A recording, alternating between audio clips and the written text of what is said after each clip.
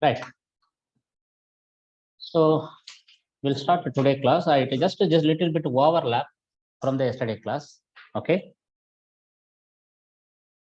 Shell design. Now, what should be the shell course thickness? First, you have to understand if a vessel have 5 or 6 shell courses. I am starting from 5-16, last paragraph. Page number 5-16, last paragraph.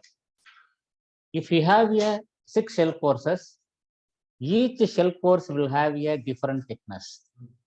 Why the thickness is differing? Because the design liquid level will change. If you take the formula, if you calculate for the first shell core, second shell core, third shell course like that, only in the formula difference is nothing will change. What is the formula? 2.6 D diameter will not change, H will change.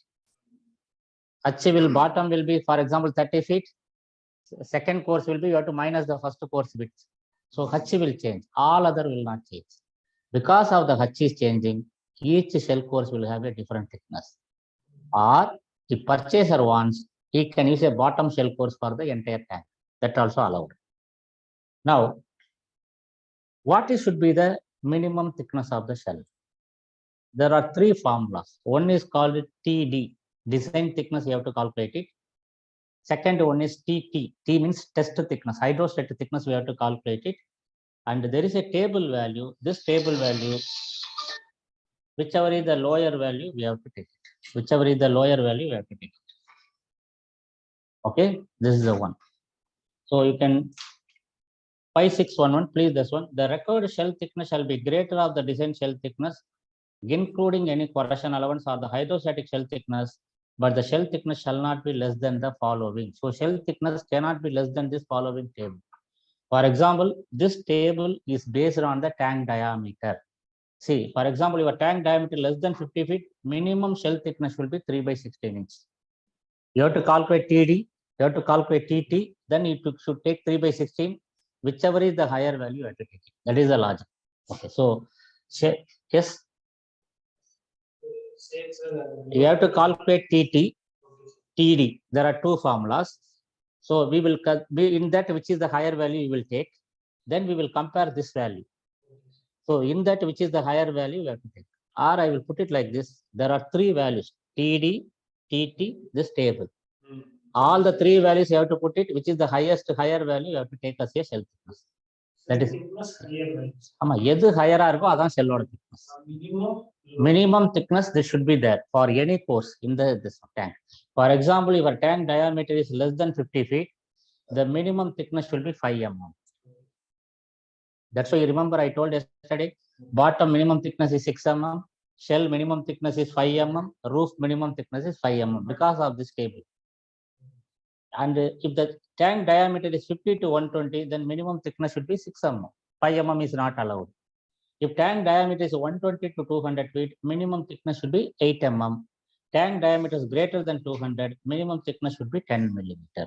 So this table also we have to follow. 5.3.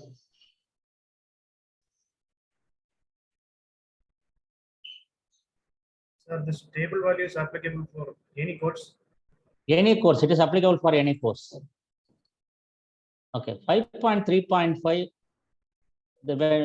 when 6 mm thick material is specified, 0.23 thick material may be used to US, similarly 5 mm. See, what is this meaning? Inch, mm, they are not equivalent. If you cut 3/16 inch, if you convert into mm, it will come 4.8 millimeter. But 5 mm is considered as a 3/16 inch. That is the meaning of this. Inch, mm, they are not exactly equivalent. For example, 3/16 inch, you convert into millimeter, it will come 4.8 millimeter. But there is a market, there is no 4.8 millimeter plate available. So 5 mm is considered equivalent to 3/16 inch. Okay. Right. So just somebody asked in the online, any shell course, whether it is a top shell course or the bottom shell course, the minimum thickness should be 5 mm for when the tank diameter is than 50 feet. Okay, so please remember 5 mm is a mandatory for any tank. But when the thickness diameter is 50 to 120, 6 mm is mandatory for any shell course. When the diameter is 120 to 200, 8 mm, minimum 8 mm is mandatory. But we have to calculate that formula. If it is more than 8 mm coming, for example, your formula value coming 12 mm, you have to use 12 mm. Whichever is the higher value, you have to use it. But the exam, they never will test you like this. They will ask from this table, or you will ask either you have to calculate TT or TD. Separate only they will ask. Okay.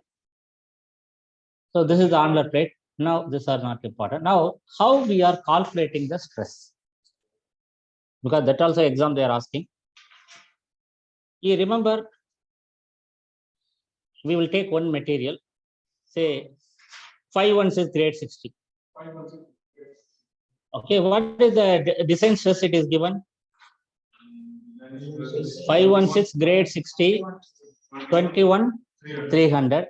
How they have calculated 21 300? Just to write this value 21 300 SD, ST 24,000, right?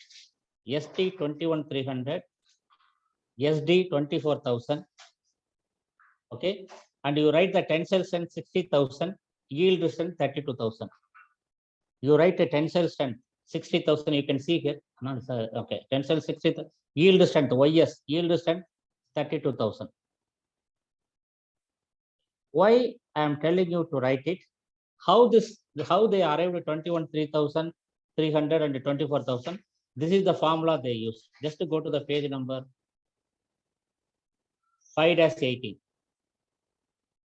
5-18. You can see how the stress is calculated. 5-18. 5-18. எங்க பின்னாடி போறீங்க? முன்னாடி இருக்கீங்க. 18ங்கிற number இல்லையா?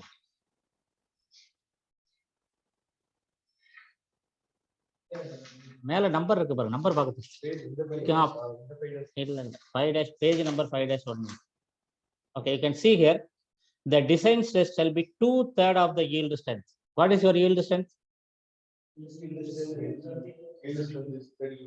Okay, calculate 2/3 of 32,000. 2 divided by 3 into 32,000. So 21 333 you are getting, or 2/5 of the tensile strength.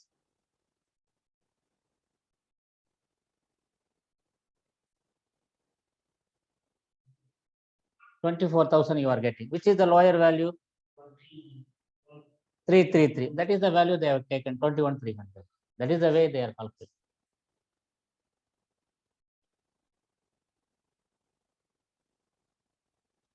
Okay, again I will repeat how the stress is calculated. This also sometimes asked in the open book. See how the tensile SD they are taking 2/3 of the yield strength. For SA 516 grade 60, what is our yield strength? 32 multiplied by 2/3, it will come 21 333. So they rounded as a 21 300. Or 2/5 of the tensile strength. Tensile strength is 60,000. 250 it will give 24. So it is the lower value only. See, it is clearly given whichever is less. Okay, same hydrostatic test shall be either 3/4 of the yield strength and 3/7 of the tensile strength. Just to calculate it. 516 is grade 60. See, Ranjit, you joined lately. Just we started now. So Ranjit, can you hear me? Hello. No problem. Okay. So you have to calculate this formula. So 3/4 of the yield strength and 3/7 of the tensile strength.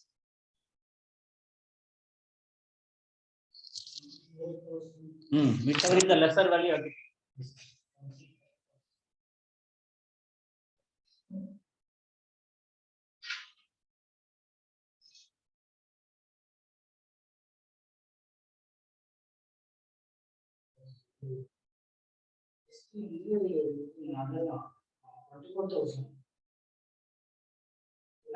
ST வந்து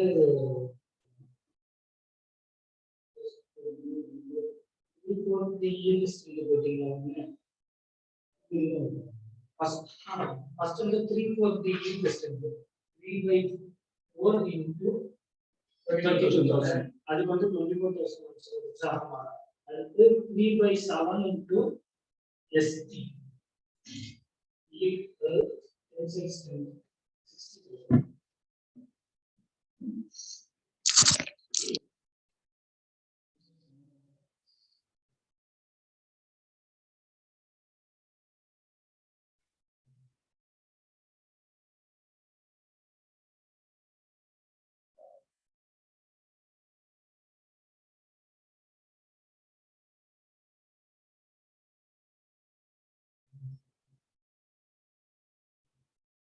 Okay, so you got it, how we are calculating the SD and the ST. Now, just to move on, highlight this one, 5623.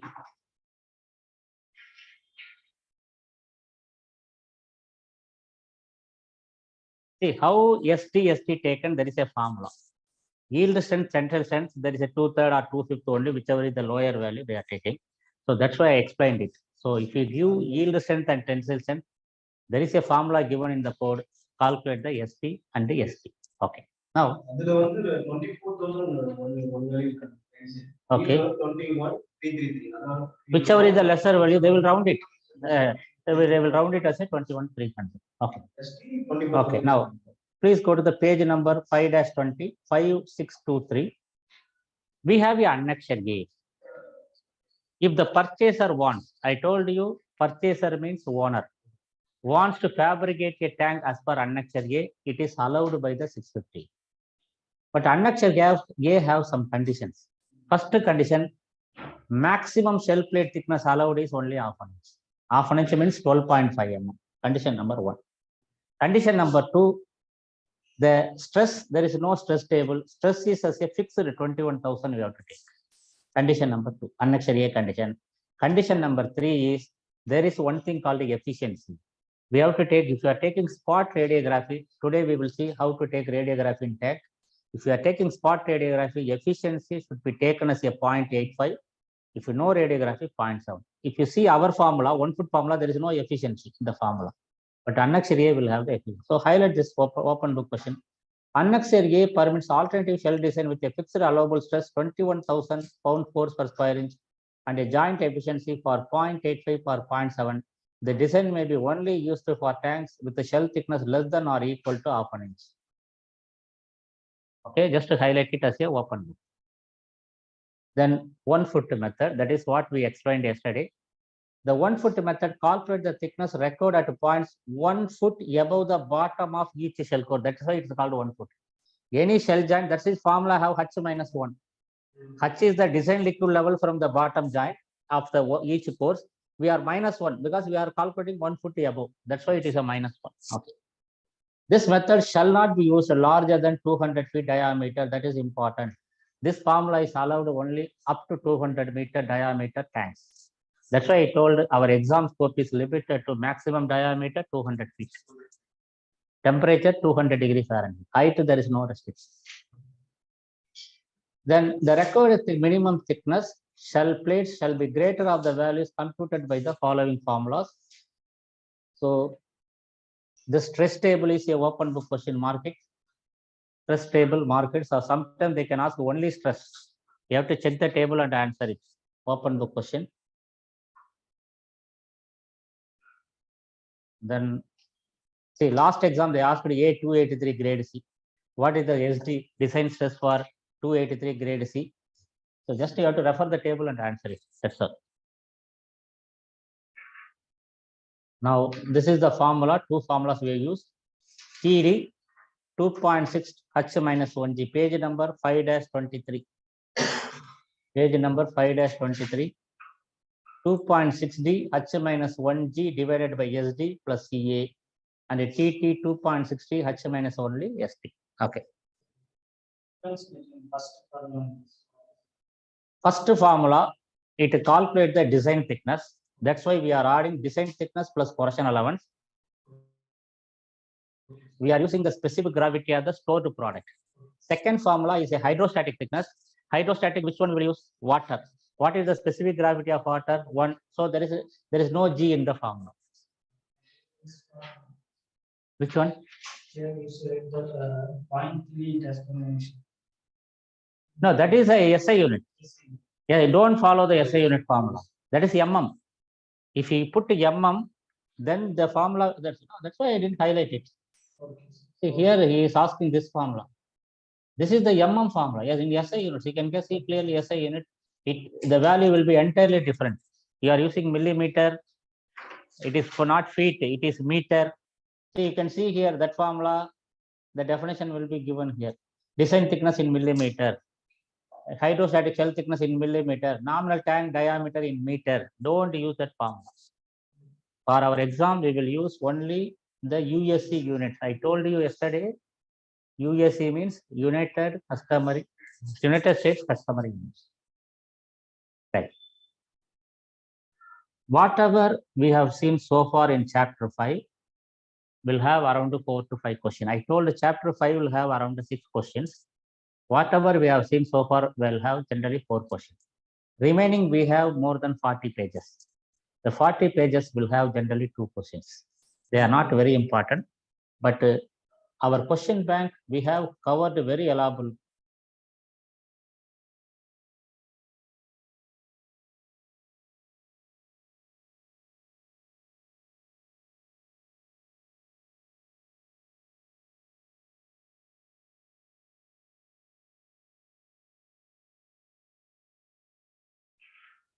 Okay. Our question bank, we have very elaborate question, which we will review during the class. Maybe today or tomorrow afternoon time, we will review the questions. But what are the important things we should know? The remaining one. This is, let us start with the, I will go in this order only. So first to highlight this one, which are the important we will highlight. Shell opening. First, please go to the page number 5-29. Try to understand this figure. This figure, generally their exam, figure 5.6, minimum weld requirements opening in shells. Generally, they are asking one question in the exam.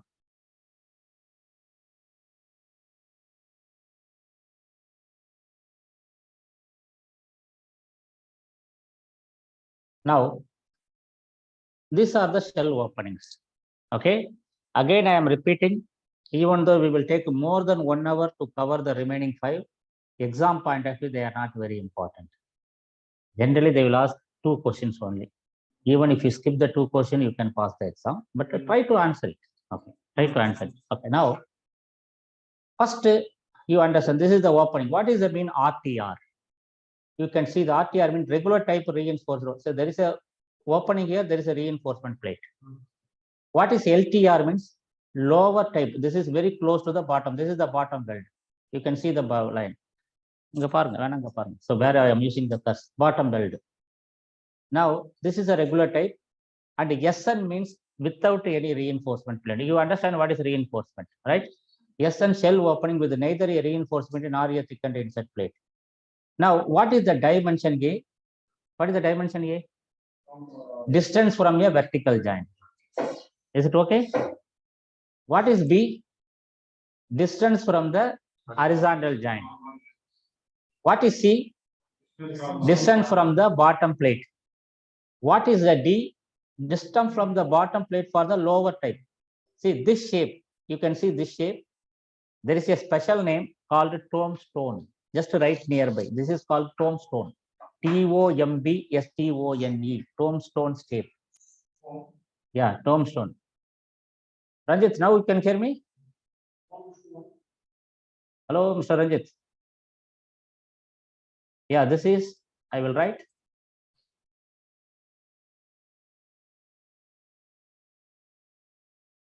That is called a tombstone. When the shape is like this, generally any bottom plate, whether it is shell or even if you are marking on the bottom, you are making a nozzle.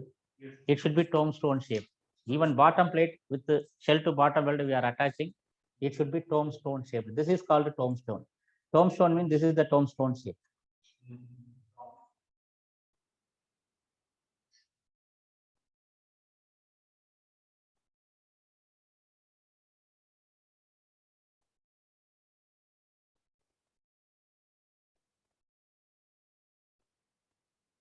Okay. Right. Now, so you know what is A? Reinforcement plate to vertical joint distance is A.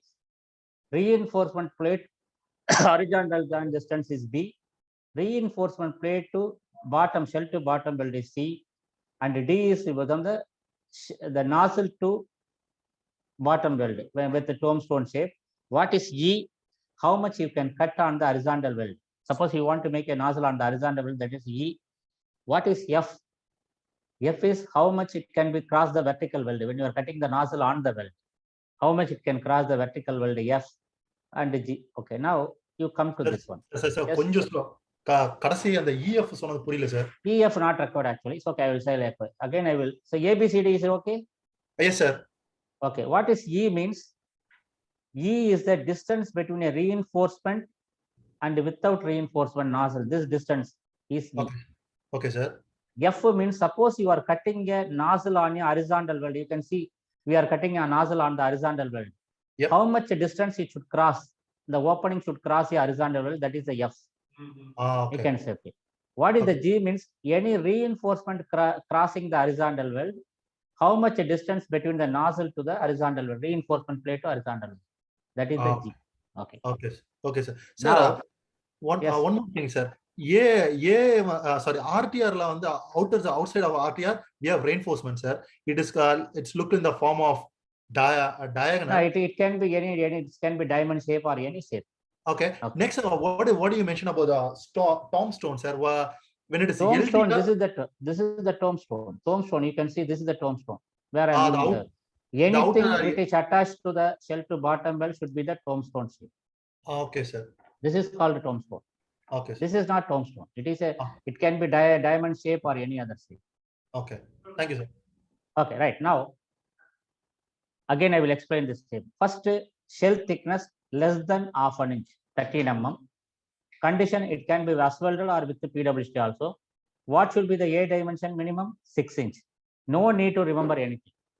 No need to remember anything. Just you should know, read the question and refer the table and the figure and answer. What should be the B distance? 3 inch.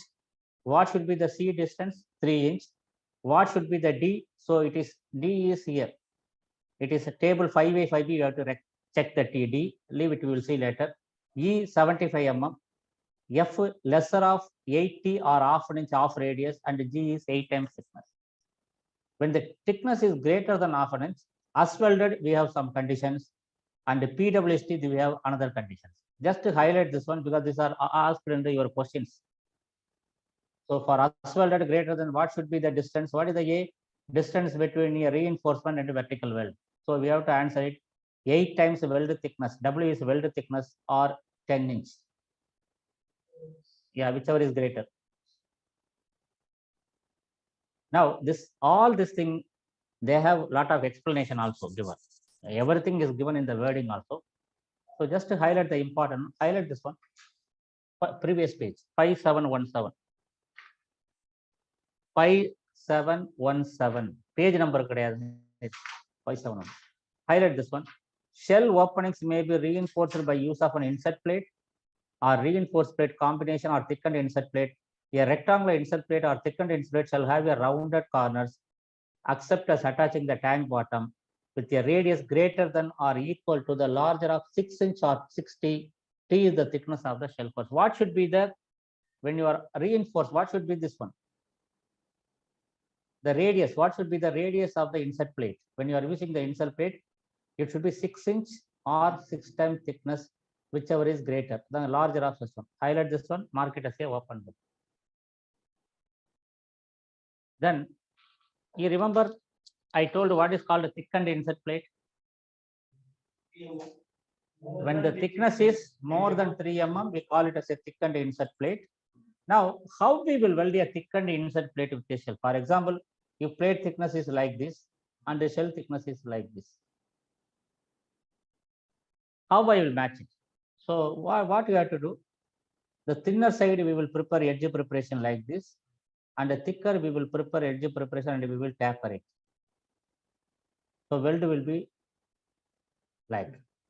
So how much should be the tapering? Suppose you want to reduce 5 mm thickness, we have to grind for 20 mm. That is called 1:4 tapering.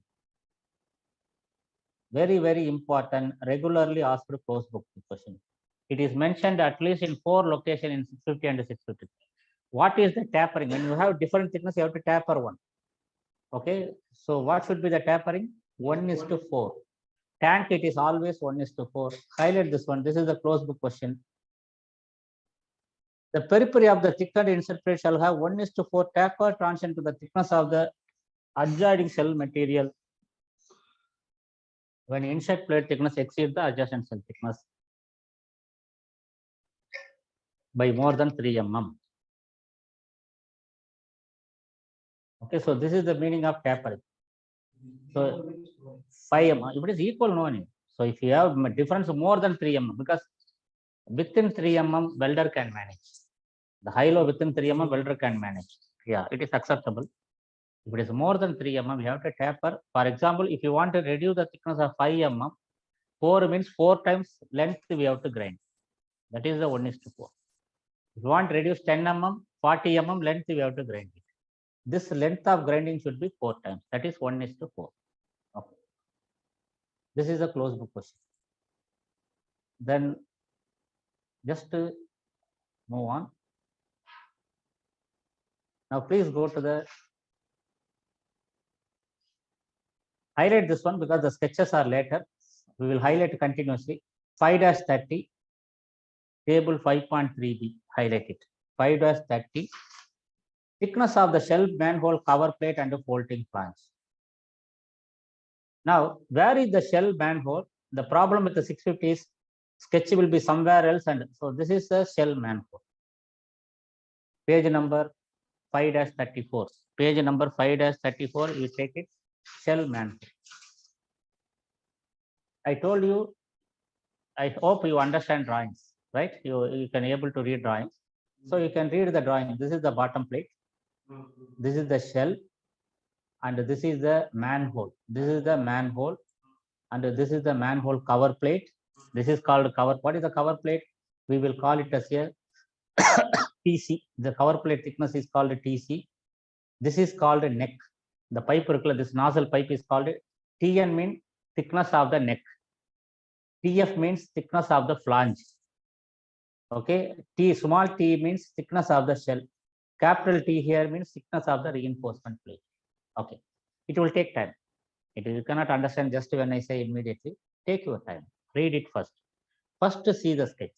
Now, I told you generally maybe only 1 or 2 questions over the entire 40 pages. We are going to see around 6 sketches. We are going to see 6 drawings. If you ask the exam question will be very clear. If they are asking shell manhole, just you have to see the sketch. What they are asking in the shell manhole. Suppose they are asking what is the thickness of nozzle thickness of the shell manhole of 30-inch diameter, for example. Then we should see the notes. Which are the tables you have to refer here? They are given table 5.3b, 5.4b, and here 5.6b. You can see. So you have to go to the table and you can find the answers. That's all. Refer the table and to find the answers. Only the first you have to see the sketch and what they are asking, you have to table and to find the answer. Now, here also they have mentioned something. So you can see here the cover plate, how many bolts we have to use it, what should be the bolt hole diameter, and what should be the bolt size. Now you can see manhole size generally in a, as per 650, there are 4 sizes: 20-inch, 24-inch, 30-inch, and 36-inch. Highlight this one. For 20-inch and 24-inch manhole, we needed 28 bolts of 20 mm diameter in 23 mm holes. Again, I will repeat. If your manhole size is 20-inch or 24-inch, how many bolts we need? 28 bolts we need to cover plate, to close the cover plate. What is the bolt diameter? 20 mm. What is the hole diameter? 23 mm. Here. Okay. 24 shell guards, 28 20 mm diameter bolts. So total number of bolts is 28. Okay, the diameter of the bolt is 20 mm and the hole diameter is 23 mm. If you have 30-inch or 36-inch shell manhole, we need 42 bolts. How many bolts? 42. The bolt diameter same 20 mm. The hole diameter also 23 mm. Only the number of bolts will differ. For 20-inch and 24-inch, we need 28 bolts. For 20, 30 and 36, we need 42 bolts. Is it okay? The sentence எல்லாம் code அப்படிதான் read பண்ணணும். Code you have to read like this only. It is not now this is the gasket size. 20-inch manhole. This is the gasket OD, ID, and the thickness. 24-inch. It's all open book only. Just to mark it as a open book.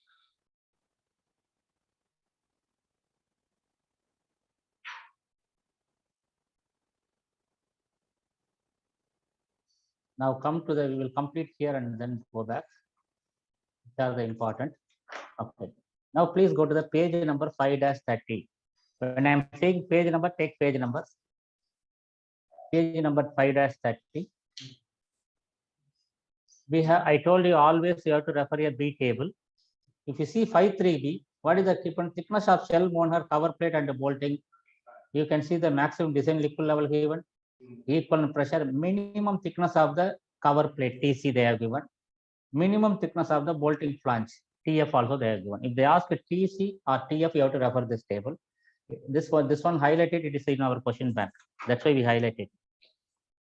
This in our question bank, we highlighted. So we have 20-inch manhole, 24-inch manhole, 30-inch and 36. So TC and TF. TF now flange thickness, TC na cover plate thickness. You can find from this table. Is it okay? Yes, it should be understood by design liquid level also they will give it. Okay. Then next one, TN, minimum neck thickness of the shell manhole. That is the next page. That is 5.4a. No need. Go to the next page, 5.4b.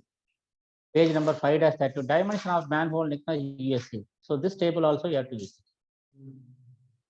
Neck thickness you have to use this table. Yes. Which one? Neck means this one. This is the TN. This is called a neck. This is called a neck. This is neck. This is called a flange. This one is called a cover plate. Okay, this is the neck. Neck na the pipe. That pipe thickness. Okay. Okay. Yeah. Now, so this is the neck thickness. Is it okay? Highlight it. Then please go to the page number 5-33. Forget the essay. Don't.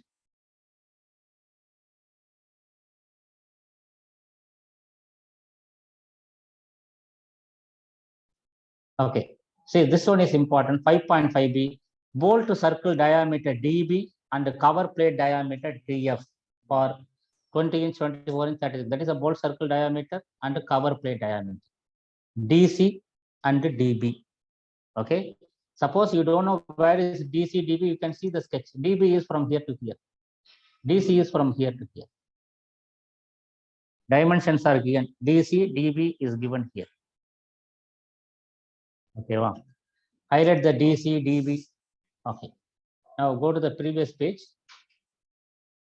This is important. Reinforcement. When reinforcement is required. Highlight this one, 5721. Openings in tank shell larger than required to accommodate NPS2, page number 5-33. Flanged and threaded nozzle shall be reinforced. When you want more than 2-inch flanged or threaded nozzle, reinforcement is mandatory. Highlight it as a open book question. This is important question. Huh? 2-inch. Yes, sir. Okay. Then this sketch we have already seen. Yeah, OBQ one. All OBQ one. Then these are not important. Then please go to the page number 5-39. Dimensions of shell nozzle. Okay, so this is the shell opening. Next one is, it is a shell manhole. What you have seen is the manhole. Manhole, now what is the purpose of manhole? To enter inspection part. This is the nozzle dimension. Okay. So you can see page number 5-39, dimension of shell nozzles. So we can have many different size of nozzle. It can start from 60-inch to come down to 2-inch also. I told 2-inch it is more, you have to reinforcement also. So what are the dimension? Outside diameter, nominal thickness of the flanged pipe wall, diameter of the hole. So these are the things. Just to highlight it, if they ask, you have to refer the table and answer it. That's all. Then please go to the page number 5-42. Dimension of shell nozzle, it is continuation, same. So thickness of the shell and the reinforcing plate, so they are given. What is the pipe wall thickness of the nozzle?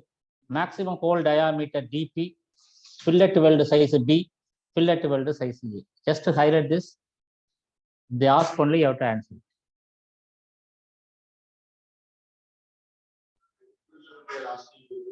Which one? We will do review the question bank. Okay, if I start, it will take. We have a full question bank, chapter 5. We understand what type of question they will ask. Okay. So now only table. Table. No, now you go table. Then we will review the question, because if I started a reviewing question, it will take another 1 hour. Afternoon we will do it. Okay, no problem. Then flush type clean out fittings. Page number 5-45. Highlight the table 5.9b. Dimension for flush type clean out fittings. So what is flush type clean out fitting? Flush door, flush manhole at the bottom to clean it. Shell manhole is for inspection, to enter and the manhole. So flush manhole dimensions are given here. You can see here. The problem with the code is sketch will be somewhere else. Oh, this is the flush manhole. Flushed out cleaner type fitting is given in page number 5-58. It is given. Just to hold this page 5-58, then we will come back. So highlight this one. Flush type clean out fitting here, rebel table 5.9b, 10b, 11b. We have to refer. 5.9b, 10b, 11b.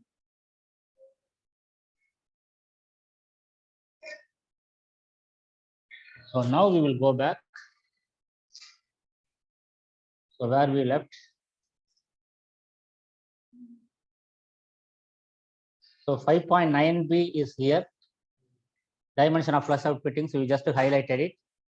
Okay, then highlight the 5.10b, next page. Minimum thickness of cover plate bolting flange. Then next page 5.11b, thickness and heights of the cell reinforcing plate. Again, I will repeat, don't worry about this, don't give importance. Only 2 questions over the entire 40 pages. Okay, so don't worry about it. Just sometimes where to refer, I am just telling you. Then highlight this one, page number 5-48, 5729. What it says, suppose you have 2 nozzles very close like this. For example, we have one nozzle like this, another nozzle like this. So what code says, or not both are same size. This is a big nozzle and a small nozzle. You can make a reinforcement plate both together. It is allowed by the code. Instead of making separate reinforcement, we can both together we can make it. So highlight this one. When 2 or more openings are located, so the outer edges of their normal reinforcing plates are closer than 8 times the size of the larger of the fillet weld, the minimum 6 inch, they shall be treated as reinforced as follows. All such openings shall be included in a single reinforcing plate that shall be proposed to the largest opening of the group. So we have to take the large opening as a reference. Hello, who is this? Yeah, this is Ranjit. Okay, right. Okay, no problem. Okay. Right. Then next page, please go to the next page.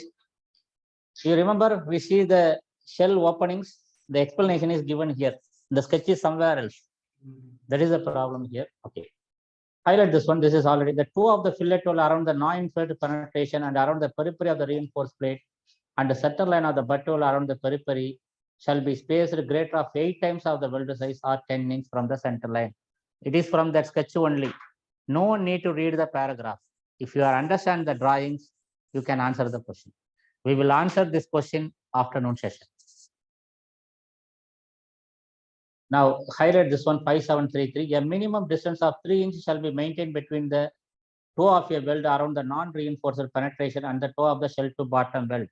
Shell to bottom weld from non-reinforcement, there should be at least 3 inches. It is from the sketch only actually. Okay, where is the sketch?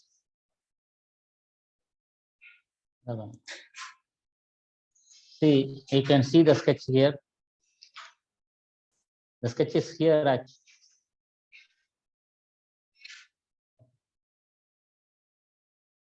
What is the C dimension? This is the C dimension explanation. Here, page number 5-29. See, this is a non-reinforced, this one, and the shell to bottom weld, what should be the C dimension? It should be 3 inch. So the explanation is given some 20 pages later. இங்க இருக்கிற ஸ்கெட்சுக்கு அங்க explanation கொடுத்துருக்காங்க. அதனால சொன்னேன், no need to read the explanation. If you can understand the sketch, see, this is a non-reinforced penetration with the bottom weld. There should be 3 inch at least. C dimension should be 3 inch. So 20 page later, they are given the explanation. That is the problem with the 650 code. Okay. Right. So minimum. Then highlight this one also. 5.7. Purchaser, if there is no other feasible, highlight this one.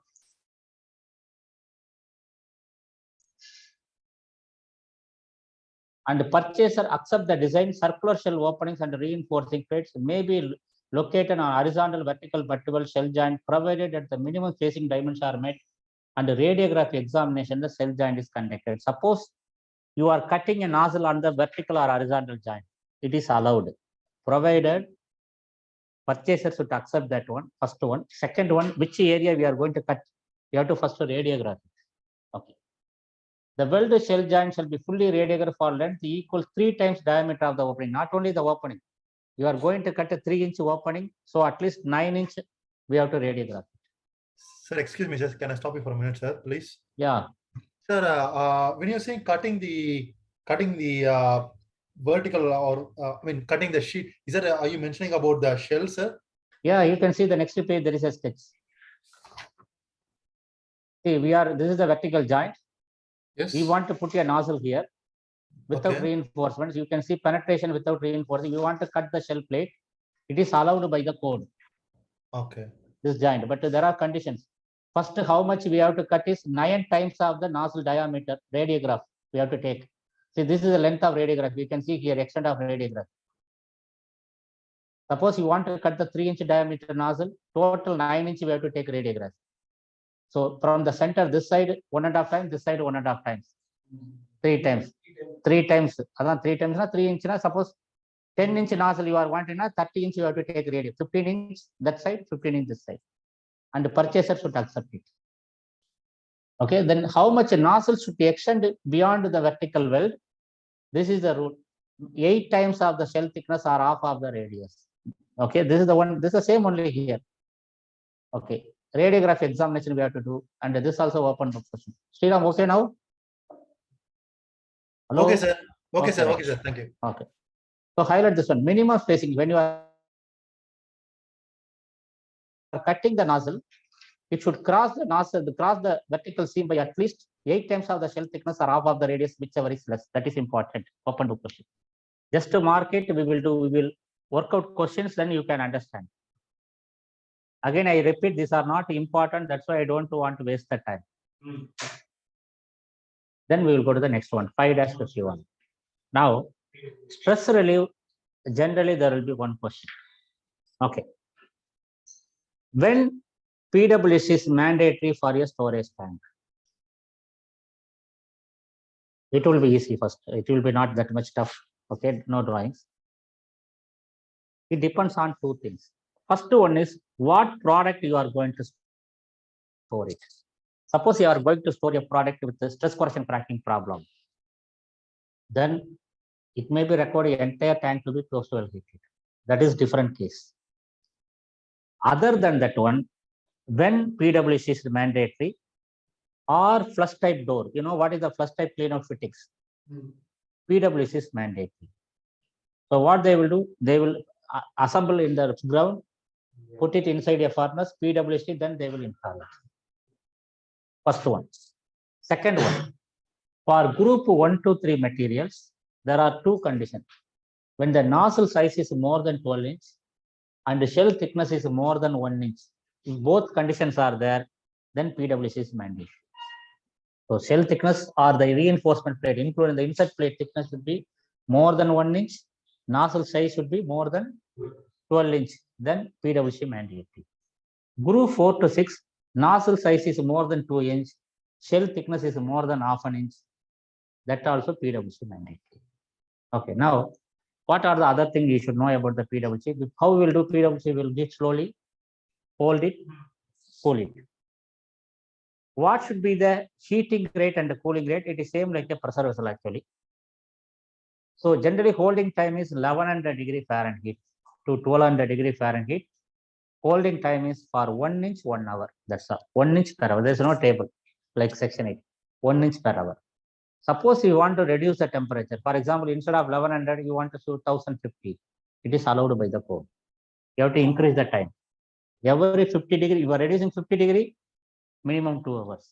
If you're reducing 100 degree, minimum 4 hours. If you are reducing 150 degree, minimum 10 hours holding time. If you are reducing 200 degree, minimum 20 hours you have to give. No need to remember any of these things. All are open book only. You should know where to read and understand this. Okay. Highlight this one.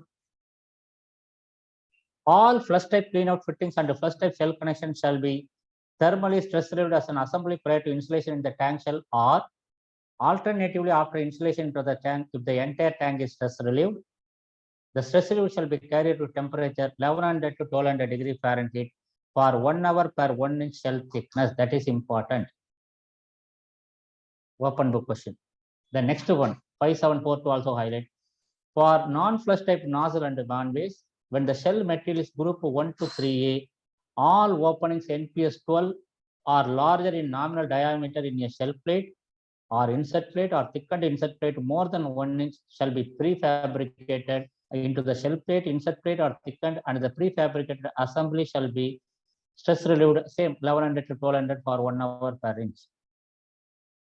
Then for material group 4 to 6, all openings larger than NPS 2 nominal diameter, shell plate, insert plate thickened more than half an inch shall be prefabricated and repeated. Highlight the 5743 also. Then highlight the 5744. For non-flush type nozzle and non-release, the stress relieving requirement do not apply to the weld of the shell, insert plate, and the thickened insert plate to the bottom onward. Right. Now these are not important. So that is a holding rate. These are not important. Just to go to the next page. 5748 is important. This is important. When it is impractical to stress relieve a minimum temperature of 1100 degrees Fahrenheit, it is permissible to subject to purchaser agreement to carry out the stress relieving at lower temperature for longer period of time in accordance with the tabulation below.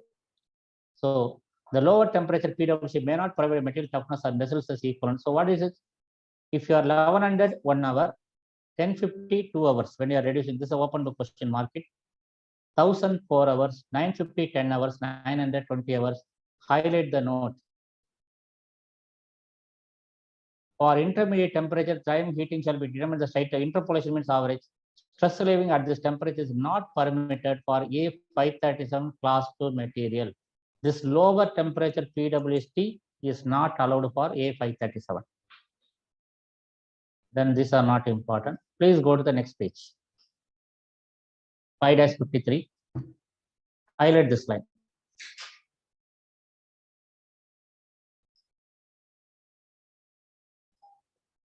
When using hard gaskets such as solid metal, corrugated metal, metal jacket, and spiral, the gasket dimension, shell manhole, and the shell manhole shall be designed as per AP 620. That is open book question. The gasket law, we have to follow AP 620. That is open book question.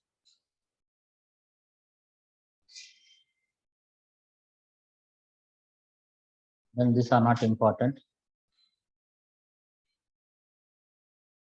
And these are not important, just to move on. So highlight this table, sorry, page number 5-58. Highlight the figure.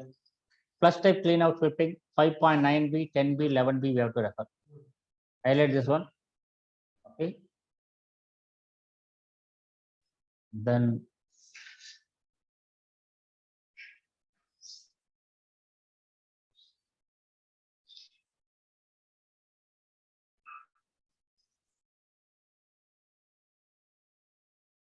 Please go to the shell attachment. Page number 5-67. 5.8.1.1, last paragraph. What is meant by permanent attachment in a tank? What is meant by permanent attachment? Highlight this paragraph. This is important. Open book question.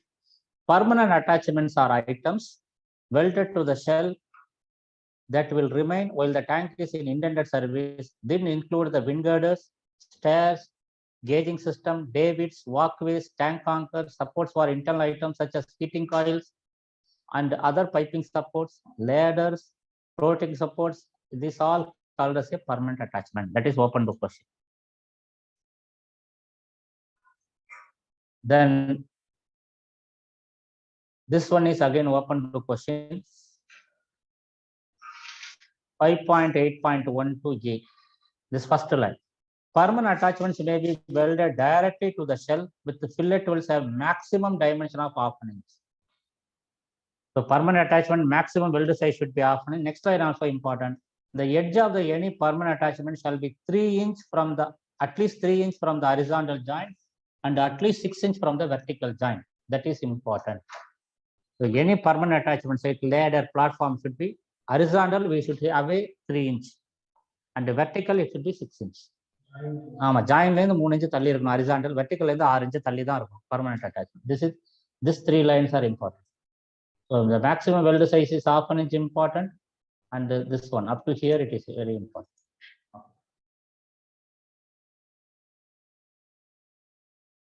Then cover plates. 5831, next page. Unreinforced openings less than or equal to NQC to pipe size are permissible in flat cover plates without increasing the cover plate thickness. Highlight this one. Suppose in a cover plate we want to put a nozzle, it is allowed just to connect a pipe. That is 2 inch without reinforcement. Then 583 also highlight. Reinforced openings in the cover plate of shell manholes and flush type cleanout shall be limited to 1/2 of the diameter of manhole or 1/2 of the less dimension of the flush type, but shall not exceed maximum 12 inch only permitted. Maximum 12 inch in the cover plate. If you are putting a nozzle on the cover plate, maximum permitted is 12 inch. That is open book question, highlighted.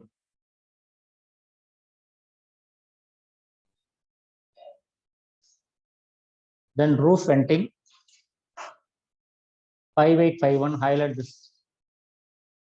Tanks designed in accordance with the standard and having a fixed roof shall have vented for both the normal conditions. Page number 5-69, last paragraph. Resulting from operation including maximum filling and atmospheric and the emergency condition resulting the exposure to fire. Suppose there is a fire inside a tank, sudden pressure buildup will be there. So the vent will quickly open it.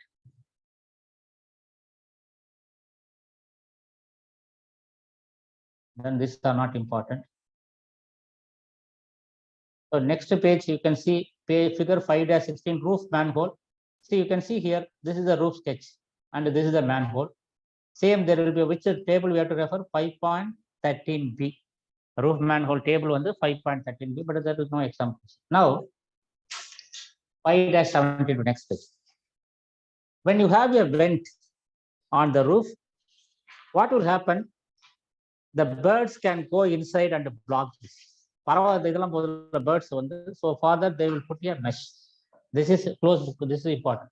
All free vents shall be provided with a corrosion resistant force mesh bird screen of a maximum opening size 3/4 inch opening. So maximum the mesh dimension only 19 mm gap should be there. The mesh gap. So bird will not enter there.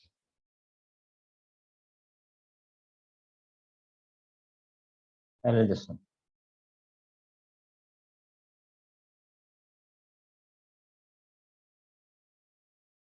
Then please go to the page number 5-75. This is important. Rectangular roof opening with a flanged cover. You can see what is the maximum size of the rectangular roof opening allowed. You can see the sketch and answer. 6 feet by 3 feet. Okay, this was asked in one open book question. What is the maximum rectangular roof opening flanged covers with the flanged allowed now? So answer is 6 feet by 3 feet.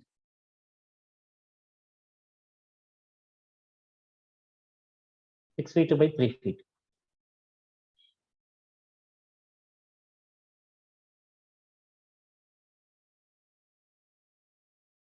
Then please go to the 5-77, next page. Draw some figure 5.21 is important. Which table do we have to refer? Draw sum 5.16b. See, you can see the draw sum. Now you can see what is the A dimension. A is the width. B, what is the B? Depth. Depth. B is the depth. A is the width. And what is C? From the distance to shell to the center of the sum. C is the center, shell length, center of the sum. Okay, so you can see in the table 5.16b, it is next page. You can see the A, B, C dimension here. Diameter of the sump is A, depth of the sump is B. So distance from the center of the pipe to shell is C. Okay, so if they ask, you have to refer the table and answer.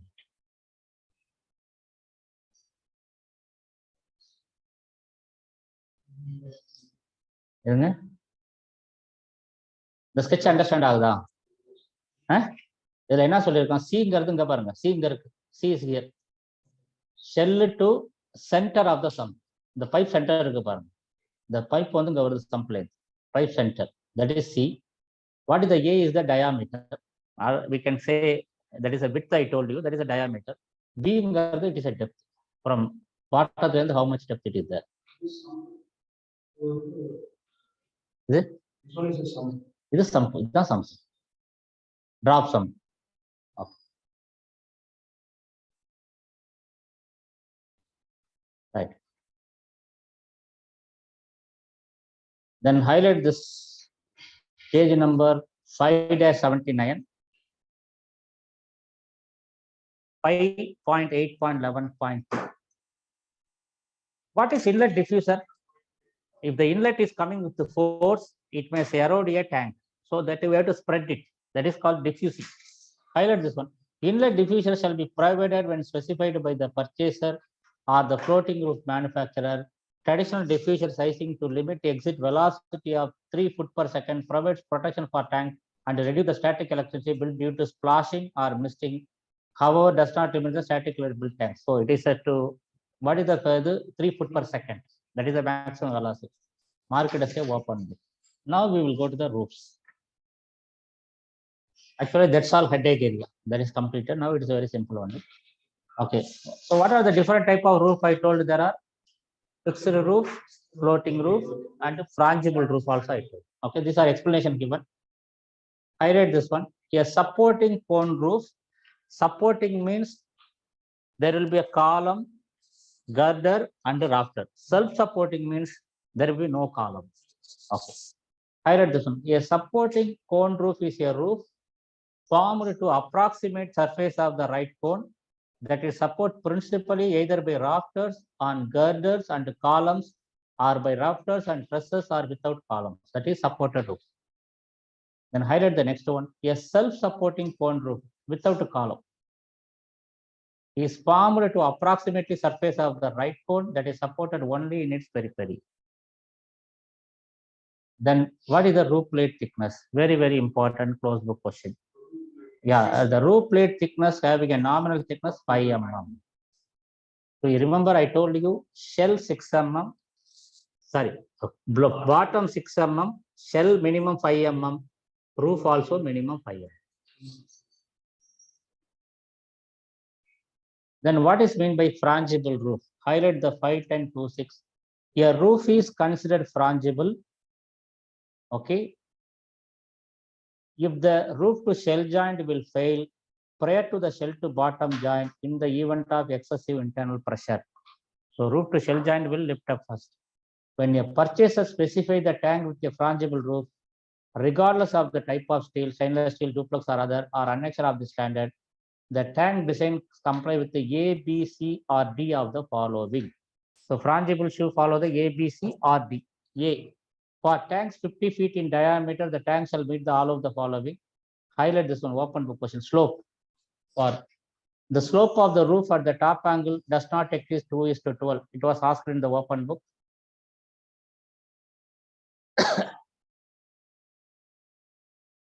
Then highlight the 4. The roof is attached to the top angle with a single continuous weld on top side only that does not exceed 5 mm. No underside welding is permitted. No underside welding is permitted.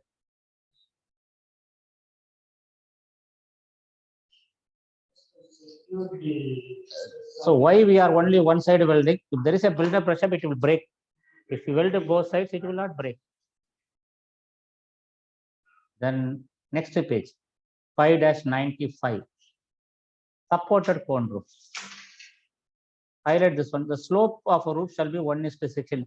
See, again, I will repeat. Bottom slope only you have to remember. What is the bottom slope? 1:120. Yeah. Huh? Yeah, 1:120. Other roofs, no need to remember. If they ask, open book only. You have to just refer it and answer. So the slope of the supported cone roof 1:60. Then this is open book. What should be the distance between rafters? There is a formula. B is equal to T into 1.5 Fy. Fy means specified yield strength divided by P. P is the uniform pressure. What is meant by half? Square root. We have to take square root, but the maximum spacing is 84 inch. 84 means 7 feet. Rafter to rafter distribution. And next one is a regularly asked closed book question 5-96. Corrosion and abrasion protection. See, when you have the pipes, the column pipe, they will not directly welded with the bottom plate. They have to weld it. They will put a plate over the plate. They will weld it. That plate is called abrasion protection plate. That plate thickness should be 6 mm, and it should be welded with a 6 mm fillet weld. Okay. Each column, a wear plate with a nominal thickness of not less than 6 mm shall be welded to the tank bottom with a 6 mm minimum fillet weld. A single side adequate thickness may be designed to the dual function of load distribution. And this is very important. Close book question. Sir, அதுக்கு explanation is சொன்னீங்க இதுக்கு. இத மட்டும் repeat பண்றீங்களா sir please? See, when you have a column, this is your roof column. Okay, it should not be. This is your tank bottom. So we will have a small plate welded on a tank bottom, on which one the column will be welded. The column will be welded on this plate, not directly to the tank bottom. So this one welded with this. This is called the corrosion or abrasion protection plate. What should be the thickness of the plate? Should be minimum 6 mm. What should be welded size? Should be minimum 6 mm. Okay. That is the one. Directly column should not be welded on this one, because there is any pulling force, it will start pulling the bottom also. Okay. Thank you sir. Okay. We have pad plate. Yeah. You should not have that. That's all. Section 5. Okay. Chapter 5 will have generally 6 questions, but very tough chapter. I told you yesterday, so it is a tough chapter. You have to go through. In APA 650, I told you there will be around 20 to 25 questions. 1/4 of the question will be from the chapter 5. So 20 questions, 6 questions means it is the chapter 5. Chapter 5, please remember, up to the 1-foot method, which we covered yesterday, only they are asking majority of the questions. After the sketches, they are asking only 2 questions. Maximum 2 questions only asked in AP exams so far. Sometimes maybe 1 question. That's why I gone little fast, because it is a waste of time. But we have prepared more than 30 questions in that remaining area. So we will review that. Just to try to locate that question. That is more than sufficient for your exam. Okay. Now we will go to the chapter 6. Remaining chapter will be easy one. Okay, that is the remaining chapters. 650 will not be tough. Only chapter 5, people will find it very tough. Okay, fabrication. First one. This is only 2 pages, I think. Only 2 pages. Fabrication. So what is meant by before fabrication you have to do? Hammering of the plate is not allowed. Hammering will cause injuries. You remember, if you want to straighten a plate, how you will straighten a plate? Rolling. Suppose you don't have the rolling. So you should not hammer directly on the plate. Practically, if you see, they will use a wooden blank, and then on that only they will hammer it. That is allowed. Directly hammering, which will cause injury to the plate, is not allowed unless if you heat the plate to forging temperature, then you can hammer it. Okay, so highlight this one. When material requires tightening, the work shall be done by pressing or other non-injurious method prior to layout or shaping. Heating or hammering is not permissible unless the material is maintained at a forging temperature during tightening. If you are heating it, there will be no injury. You can heat it. Then another one is, this is important. When you are making any welding, which area you are going to weld, there should be no zinc or cadmium coating. Because zinc and cadmium coating during welding will evolve, or what will it will give you a poisonous gas. You have to clean it at least half an inch from the welding area. Okay, this is important. Attachments that will be welded to the pressure boundary shall not have zinc or cadmium coating in the welding area within half an inch of the weld.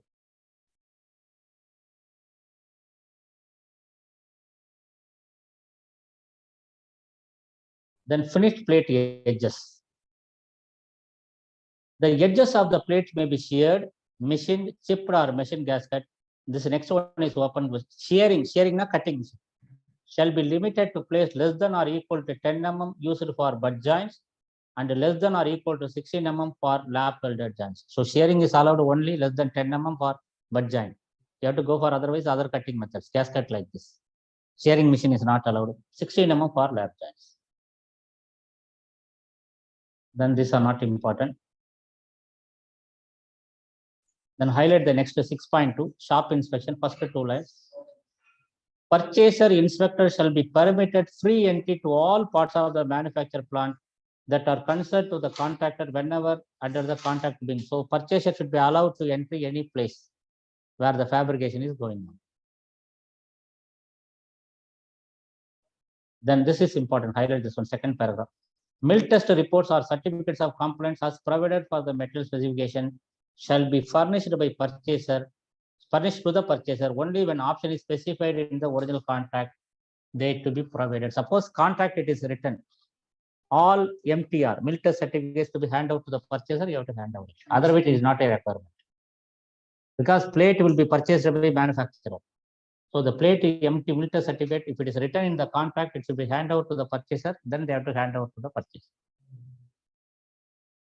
Then actually, this is the next one is important. How much lamination is allowed? Okay. See, suppose you are cutting a plate like this. This is your plate. And you are cutting like this. In the cutting edge, you are seeing the lamination. There is a lamination like this. So how you can see the lamination on the cutting edge? When you do PT or MT, you can see the indication. Suppose if this is your plate 3 dimension, I will show you the 3 dimension. Your plate is like this.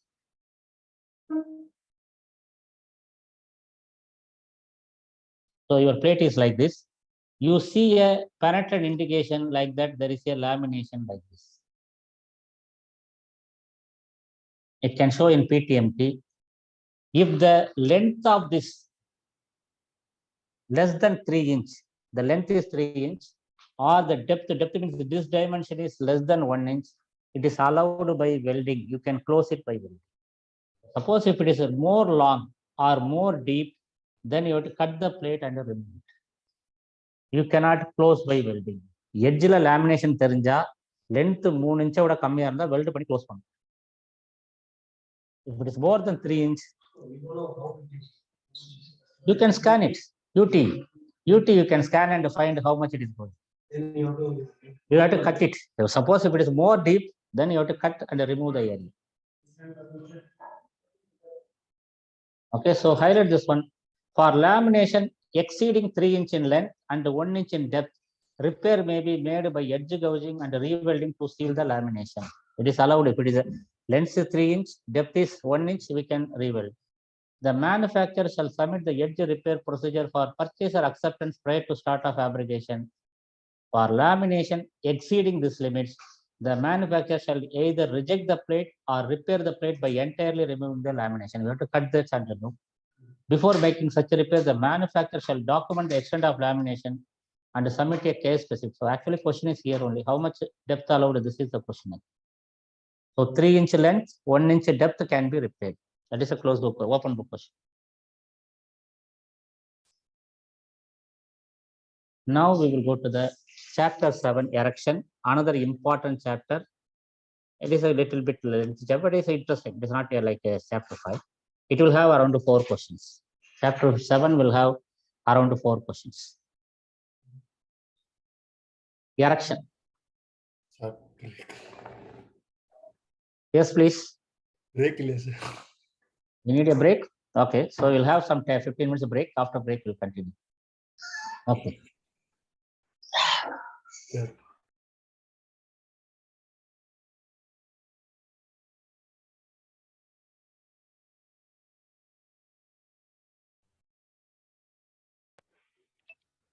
Hello, sir.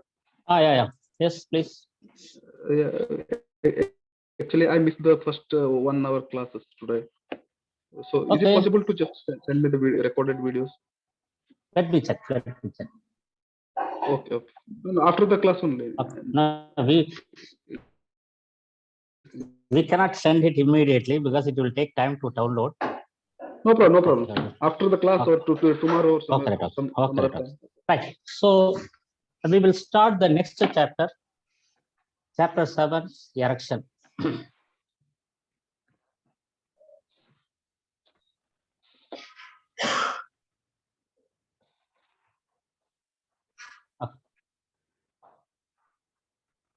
Right. Erection, we have a lot of requirements. I told you generally there will be around 4 questions will be asked in the exam. So the important, some are closed book questions, some are open book questions.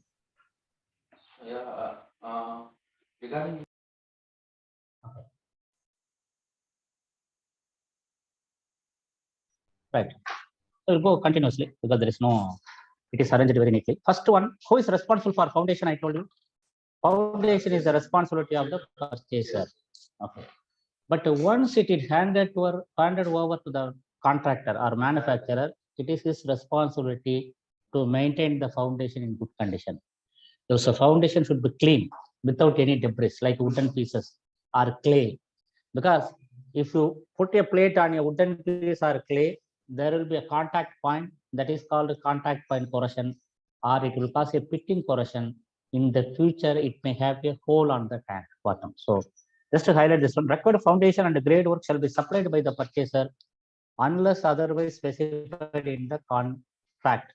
I told you everywhere there will be a word unless otherwise specified.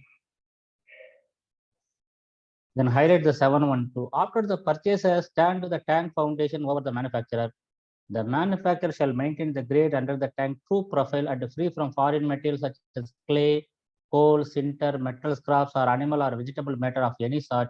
The manufacturer shall repair any damage to either the foundation or grade surface caused by the manufacturer operation. So it is his responsibility. Then welding. Coming to the details of welding. First one, so any process can be used for the tank construction. There is no restriction. Only this process we have to use, but only condition is if the material is impact tested. You see in chapter 4 impact testing requirements, gas welding is not allowed. Oxy-fuel gas welding is not allowed on the impact tested materials. Okay. So you can see tank of structural metal elements, maybe tungsten, all these things. Highlight the 4th line. Use of the oxy-fuel gas welding is not permitted in when impact testing is required material. That is important. When impact testing is there, gas welding, oxy-fuel gas welding is not permitted. And how do you qualify the procedure? Highlight this one. Procedures, all tanks shall be performed in manual, semi-automatic, machine automatic in accordance with the requirements of section 9 of the standard and section 9 of the ASME. Welding shall be. So you have to follow section 9 as well as 650 requirements also. 650 we have some additional requirements in the chapter 9. So ASME section 9 talks about the WPS PQR. We have to follow section 9 and 650. If you go to the in-service tank, repair procedure shall be qualified also in accordance with the section 9 and 650. Everywhere you have to follow section 9 and 650 requirements. Then When welding is not permitted, so when there is a rain, snow, if you can properly protect, we can do welding. Okay. So highlight this one. No welding of any kind shall be performed when the surface to be welded or wet from rain, snow, or ice. When rain and snow is falling such surfaces or during periods of high wind, unless welder and work are properly shielded. That is important. If you can properly shield, you can do. Then when we have to do preheat, there is a table next page. So how much area generally we will do preheat? 3 inch. That is a standard requirement. Last line highlight this one. In that case, base metal shall be preheated at least the temperature 7 3 inch to of the place where welding is to be started and maintain 3 inch ahead of earth. So it is 3 inch. Huh? Preheat CBP. Okay, now what is the preheat temperature? This table is a open to question. Again, there is a 2 table. We have to follow the B table. Always we will follow the B table. See, group 1 to 3A, when the thickness is less than or equal to 1.25 inch, we have to preheat 32 degree Fahrenheit. 32 degree preheat Indian condition is not a preheat. Okay, 0 degree centigrade. But it is not written for Indian condition or our subcontinent. It is written for the American conditions. So if they ask what is the preheat temperature, answer is 32 degree Fahrenheit. 1.25 greater than 1.25 and 1.5 50 degree, greater than 1.5 200 degree Fahrenheit. So group 4 to 6, so the temperature varies. So group 4 material of 1.25 inch thick. 1.25 inch group 4, what is the preheat record? 50. Group 4. 50. 50. Equal less than or equal to 50. Group 4. Okay. Then tack wells. So tack wells, Sabrina, it's welded by qualified welder only. There is no separate qualification for tack welding as per section 9. Only qualified welder can weld the tack weld. Highlight this one. Whether tack wells are removed or left in place, they shall be made using a fillet weld or butt welded procedure qualified in accordance with section 9.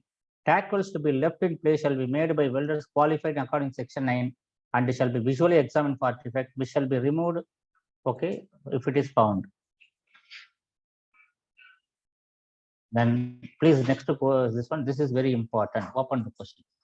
When low hydrogen electrodes are mandatory, you know what are low hydrogen electrodes? E7018, this one. Okay. Low hydrogen electrodes shall be used for manual arc weld process in Andler rings, shell courses, including the attachment of first shell course to bottom Andler plate. Now, where low hydrogen electrode mandatory? Shell weld, Andler plate butt weld, and the shell to bottom weld. When it is mandatory, where plates are thicker than half an inch for group 1 to 3, for all thickness group 4 to 6. This is very, very important. Open to question. Right. Bottoms. Now, so we will lay out the bottom. So bottom joints are generally lap joints. Now, what code says? You should not complete the bottom weld before the shell to bottom weld completion.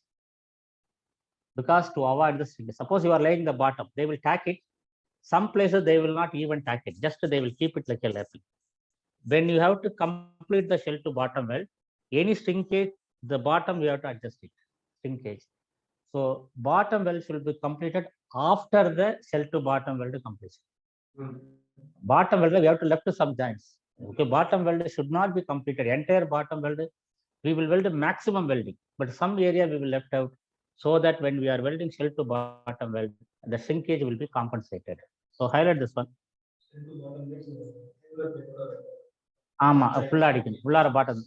The welding of the shell to bottom shall be practically completed before the welding of bottom joints that may have been left in open to compensate for shrinkage and any welds previously made is completed. So we have to complete the shell to bottom weld before completion of the bottom.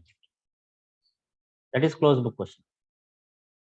Now we will go to the shells. How much misalignment is allowed? Okay. Vertical weld, there is a separate requirement. Horizontal weld, there is a separate requirement. But in both the cases, maximum misalignment is allowed 3 mm only. Okay. Now let us go to the first vertical. Misalignment in completed vertical joint for plates greater than 6 mm shall not exceed 10% or 3 mm, whichever is less. Misalignment for plates less than or equal to 16 mm shall not exceed 1.5 mm. Let me check how much you understand. What is the misalignment allowed for 10 mm thickness? What is the misalignment allowed for 10 mm thickness? Vertical joint. 1.5 mm. There is no 10%. What is the misalignment allowed for 25 mm thickness?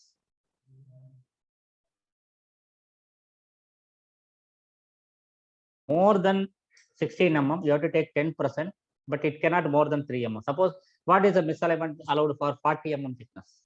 3 mm only allowed. It is not a 4 mm.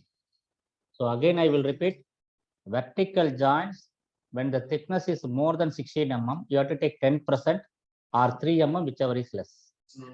Less than 16 mm, it is fixed 1.5 mm. Whatever the thickness, fixed 1.5. Is it clear? Okay. Horizontal joints. The upper shell plate shall not project beyond the lower plate at any point more than 20% of the thickness of the upper plate with a maximum 3 mm. However, for upper plates less than 8 mm, the maximum projection shall be, here it will be 8 mm cutoff, there 16 mm. Less than 8 mm, 1.5 mm allowed. The misalignment between the horizontal joints. Okay, less than 8 mm, 1.5. More than 8 mm, we have to take 20% or 3 mm, whichever is less. There are 10% or 3 mm, whichever is less. Here 20% or 3 mm, whichever is less. 3 mm only. Maximum misalignment is allowed 3 mm. Minimum misalignment is allowed 1.5 mm. Okay. Then what is the tapering when you have different thickness? I told 4:1. Again, it is repeating here. The upper plate horizontal shall have 4:1 taper when its thickness is more than 3 mm in the lower plate. Highlight this also. These are important. So again, I will repeat. See, misalignment, undercut. These are, so what is the misalignment allowed for vertical joint? Less than 16 mm, 1.5 mm. More than 16 mm, 10% or 3 mm, whichever is less. Horizontal joint less than 8 mm, 1.5 mm. More than 8 mm, 20% or 3 mm, whichever is less. Okay. Now I will say undercut. What is the undercut allowed? I will just say it later. Vertical weld maximum 0.4 mm undercut depth allowed. Horizontal 0.8 mm. Just okay. 0.8 mm depth allowed. Okay. 0.4. எதுங்க? ஆமா, மோர் தென் 16 mm தான் சொன்னேன். மோர் தென் இல்ல 1.6 னா 1.5 தான். 1.5 1.6 inch to mm conversion தான். ஆமா. Now this there is a mistake in the code actually, but highlight it because it is a mistake and we will highlight it. For circumferential and vertical joints in tank shell cores constructed of more than 40 mm, multi-pass weld procedures are required. That's up to that it is correct. When the thickness is more than 40 mm, you should not weld in a single pass. You have to weld in a multi-pass. With no pass greater than 1.5 inch is a wrong. Before it was 3/4 inch. I don't know, they revised, they didn't revise it, but there is maybe a print mistake. Okay. ஆமா, இந்த இடத்துல 1.5 இருக்கான்ல, but you follow this one, no problem, don't confuse. ஏன்னா 653 they have still maintaining 3/4 inch. Okay, so okay, we will follow this one, but my opinion, it is a wrong state.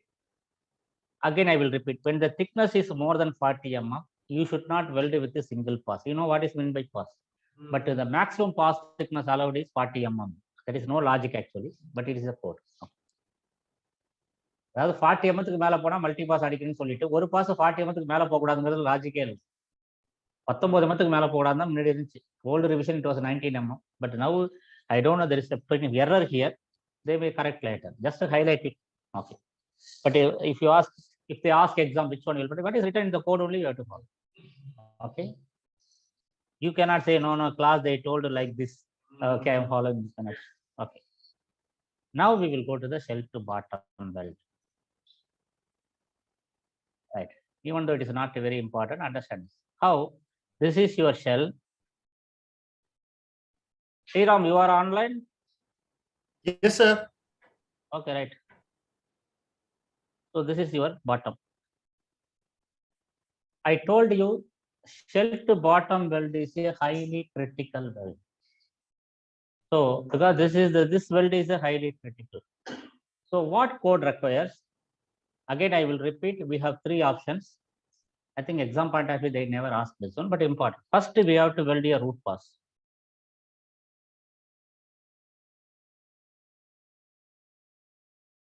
First option is weld a root pass, clean the weld, and do the NDT for the root pass weld. Generally, root pass should be welded on the inside of the shell. Okay, but if you are going to do root pass MPI, it can be welded on outside also. So generally, root pass which side we will weld? Inside. What is the NDT we have to do inside? Sorry, root pass. There are 5 options. Any one we can do. First option, one of the options is we can do PT. PT means not normal penetrant testing. It is called as a penetrant leak testing. So what is the difference between normal penetrant testing and penetrant leak testing? Normal penetrant testing, what we will do? We will apply the penetrant here, then dual time, after clean and apply the developer. Leak testing is not like this. We will apply the penetrant. After 4 hours, it is 4 hours, we will apply the developer on the opposite side. Yes, any leakage, hole is there, penetrant will come through this here. Because there is a gap here actually. There will be some gap because it will not perfect contact. So there will be a gap. If the weld there is a leak, means you can see the indication here. That is called a penetrant leak test. Okay, penetrant leak test, normal penetrant test difference is developer will be applied on the opposite direction. That is called penetrant leak test. After 4 hours, we have to give dual time of the 4 hours. No, result test how many hours you are giving? 1 hour. Yeah, 1 hour only. It's not here. No, that is in service. It is construction. Penetrant it is 1 hour. Diesel it is 4 hours. Okay, right. Now I will go back. No problem. So first one, penetrant test, penetrant leak test. Dual time it is 1 hour we will give and apply the developer on the opposite side. There are 2 types of penetrant we can use. Solvent removal also we can use. Water washable also you can use. 2 tests. Third one is magnetic particle. Just you will apply the magnetic to check the cracks. Fourth one is light diesel oil. So apply the light diesel oil on this direction and check any coming from this after 4 hours. Then fifth one is the vacuum box. We will use here vacuum box. Any of this inspection we will do. If there is a repair, we will repair it. And again, we will do the inspection. After that, we will complete the final weld on both sides. Both sides we will complete a weld. Final weld, there is no NDT. Just cleaning and visual only. No, that is not required as per code 650. If you are doing root NDT, final no NDT. Option A. What are the NDT we can do? Penetrant leak test with the solvent removal, penetrant leak test with the water washable, magnetic particle inspection, light diesel oil, vacuum box. Any of this inspection we can do. Okay. Second option is just opposite. Do the root welding, clean it and do visual inspection, complete the weld, then do any of this inspection on the final pass. Final pass, you can do the PT, leak testing, all this one, RMT, vacuum box. That is the second option. We can do on the final one. That is.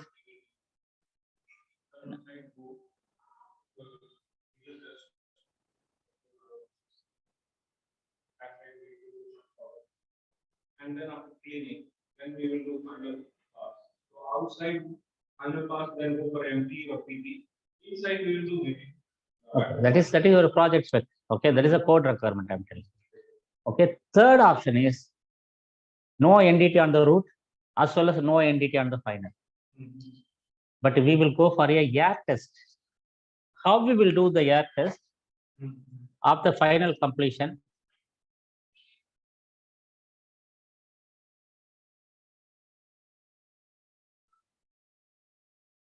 See, this is your final weld completed. We will make a hole, drill a hole, and pressurize that area. Suppose tank has a rounded structure. You can see rounded structure. One side we are putting air. We will put a gauge on near to that, or maybe opposite direction. Also, we can give multiple gauges. Then up to 15 psi, we will pressurize. Pneumatic test. We will the R-pad pneumatic test 15 psi will pressurize and apply the soap solution on the inside weld and outside weld to check any leakage. That also allowed by the. Then coal will we have to weld it and complete it. Okay, so we have 653 options. First option, root NDT, final no NDT. Second option, final root no NDT, final NDT. Third option, root and final no NDT. Go for a air test. That is the shell to bottom weld NDT requirements. Is it clear? Okay, so please go to the code book. The first one, even though, okay. Shell to bottom welds. The initial weld pass inside the shell shall have all slag and non-metals removed from the surface and then examined for entire circumference both visually and by one of the following methods as agreed by the purchaser and the manufacturer. If method A is applied, either side, inside or outside weld may be deposited first. If B, C, D applied, the inside weld shall be deposited. A means magnetic particle. I told if you are going for MPI, you can weld the root inside or outside, but other methods you have to weld the root only inside. So what are the methods? First one, magnetic particle. Second one, that is an open book question. Applying a solvent liquid penetrant to the weld and applying a developer to the gap between the shell and the bottom for examining after minimum 1 hour dwell time. That is the B. Where we will apply the solvent liquid penetrant on the weld. But water washable we will apply on the gap, reverse actually. Next one, applying water washable on the either side of the joint and applying developer on the either side we can apply. That also dwell time 1 hour. Then D, applying a high flash point penetrating oil such as diesel oil. Just a minute. Hello?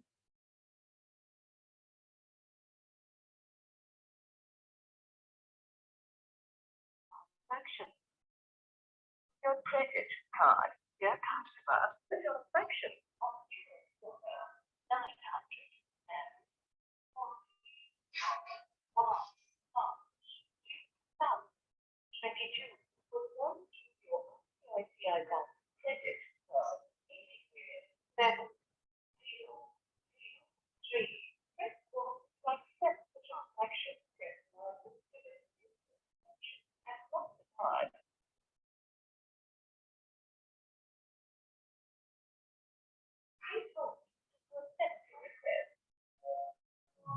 Thank you for your contribution.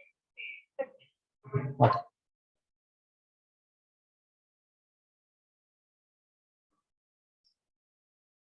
Right.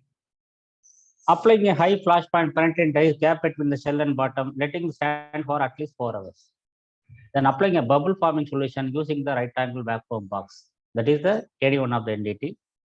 Thoroughly clean all residual examination and from the as yet to be welded surface from weld the gap. Remove the defect in weld segment, re-weld, re-examine. This is important. Suppose you are making a repair.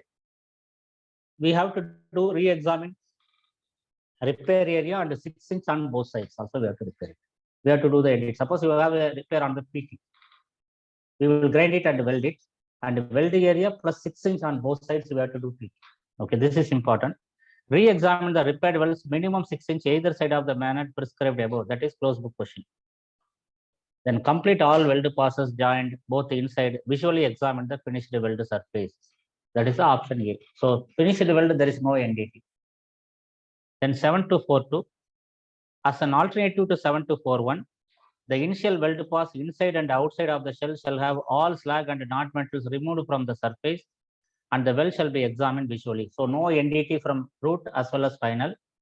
Additionally, after completion of the inside and outside, the weld may be tested by pressurizing the volume between the inside pressure 15 pounds force per square inch. That is closed book question. Applying a solution film on both sides to assure the air pressure reaches all parts of the weld. That is important. This one, 15 psi. So you should know, you know that R pad generally we will use the same procedure. The next one is third one. By agreement between the purchaser and the manufacturer, the examination of 7 to 4 may be waived if the following examinations are performed. Visually entirely examine the initial weld pass, visually examine the finished joint, and examine either side of the finished joint by magnetic, liquid penetrant, or right angle vacuum box. So you can go for the final entity also. Then these are not important. These are not important. Please go to the tank bottom. 7.3.3. So what is the, this is first we have seen shell to bottom weld. Now what is the inspection for the tank bottom? Upon completion of the welding, and addition all welds to be, either you can go for vacuum box. Tank bottom all joints we can check with the vacuum box, or you can use a tracer gas. So what is meant by tracer gas? You know the shell to bottom and foundation. We will put a clay, or we will close the area, seal the area, and this underside we will fill with the gas, helium gas. So helium atomic number is 2, very light molecule. Any gap it will come. So inside we will have a helium mass spectrometer, like a sniffer rod. The bomb squad using a sniffer rod. They will check it. Any leak it will find it. Okay. How to do is, it is given in the next chapter actually. 8.6.11 is the next chapter. Now, what is the, see, again I will repeat. Shell to bottom weld already NDT we have completed. Now we are talking about the bottom weld. Bottom welds, what welds we have? Lap joints. Generally it is totally lap joints. So how we can test? All joints we can do the vacuum box. Option A. Or we can complete the weld underside of the bottom, we can fill with a gas. How he will fill with a gas? After the first shell course welding completion, the gap, there will be a gap, definitely there will be a gap. We will close the gap, full area, only one area will be open, and we will helium gas we will send it. So because of the helium is a small molecule, any leakage will come out inside a tank. Okay, so we can use here, there is one thing called a helium mass spectrometer, and find how much helium is coming out. But what is the advantage of using helium gas is, because it is a inert gas. Wherever you find, you can immediately weld it without removing the gas. You can weld it. Like argon is a inert gas, helium also a inert gas. Okay, that is the second option. There is one more option. You can weld a bottom weld, shell to bottom and bottom weld. We can fill, if it is a concrete foundation, we can fill underside with water and check any leakage is coming inside. Water fill pan.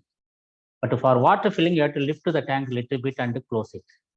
We have to lift to the tank. These are the options. We are not completing the tank. We are completing only one shell course. Okay, that is not yours. So we can lift it and fill with the water. What should be the water height? 6-inch height. And check for the leakage inside. So this is open book question. After at least the lowest shell course has been attached to the bottom, water to be supplied by purchaser shall be pumped underneath the bottom. A head of 6 inches of liquid shall be maintained using a temporary dam to hold the depth around the edge of the bottom. This also another option. Now we will go to the reinforcing plate. This everybody knows who worked in this one. What is the reinforcing plate pressure? 15 psi, we have to do pneumatic. So highlight this one. After fabrication is completed, before the tank is filled with the test water, the reinforcing plate shall be tested by manufacturer applying 15 pounds per gauge pneumatic between the tank shell and the reinforcement plate. That is important. Now, how to test the shell? So we have completed the shell to bottom weld, bottom. Now, how to test the shell? By filling with the water. Okay. Radiography, we will do spot radiography. It is given in the next chapter. So that test is called as a hydrostatic test. How many hours you have to hold hydrostatic test? 24 hours. But there is one more important thing. What should be the filling rate? You should not fill it fast. We have to fill it slowly. Okay. So how much level we will fill it? Either it can be design liquid level, but if your roof is airtight, we can up to roof also we can fill it. So highlight this one.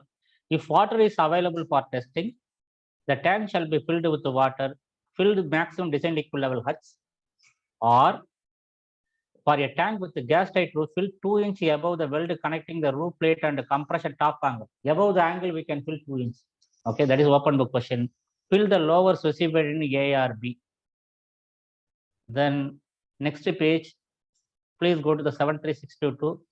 In addition, when sufficient water to fill the tank is not available and hydrostatic test exemption specified by the purchaser, all of the following requirements shall be included. Suppose hydro test water is not available.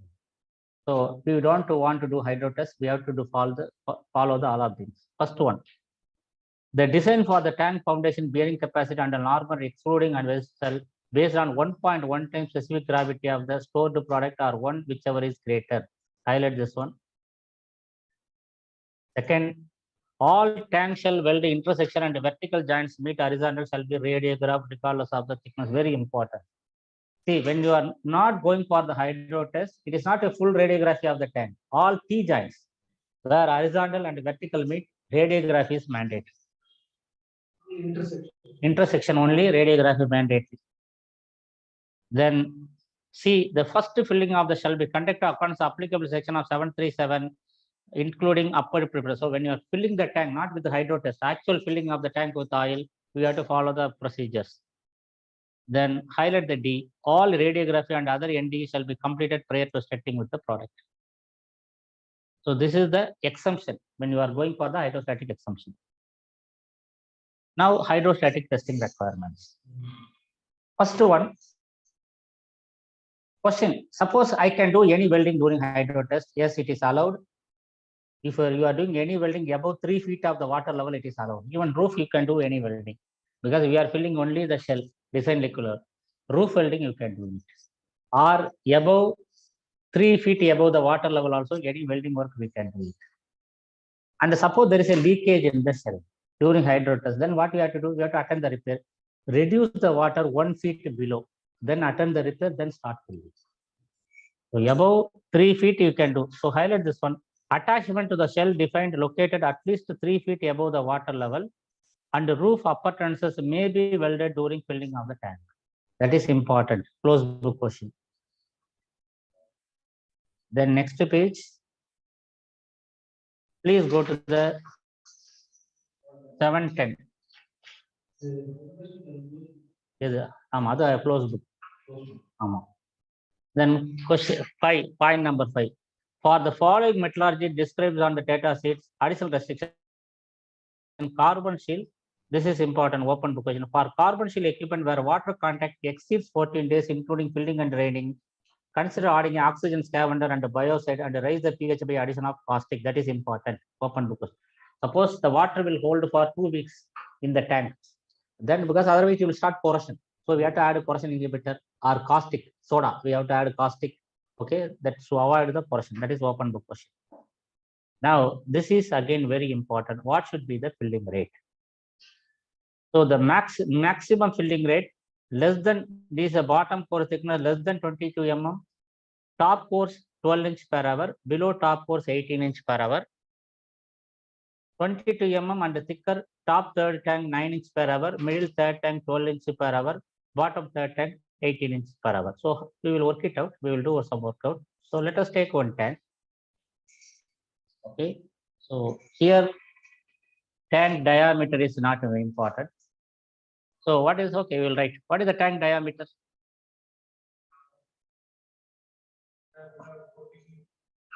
You are always 40 feet. He is always 20 feet. Okay, right.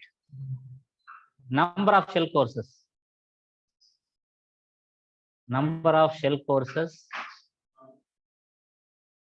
5. Okay, 5. Height of each shell course. Huh? Each shell course. Okay. 10 feet. What is the total tank height on this? 5 into 10, 50 feet. Is it clear? Now, what is the design liquid level? Okay, 47.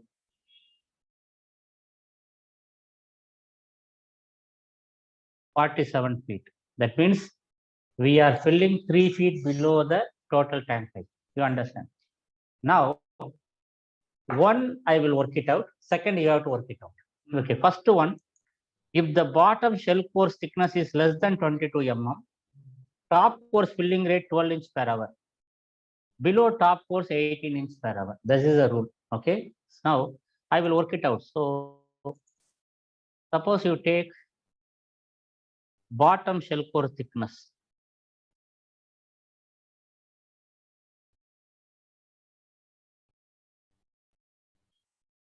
So it is less than 22 mm.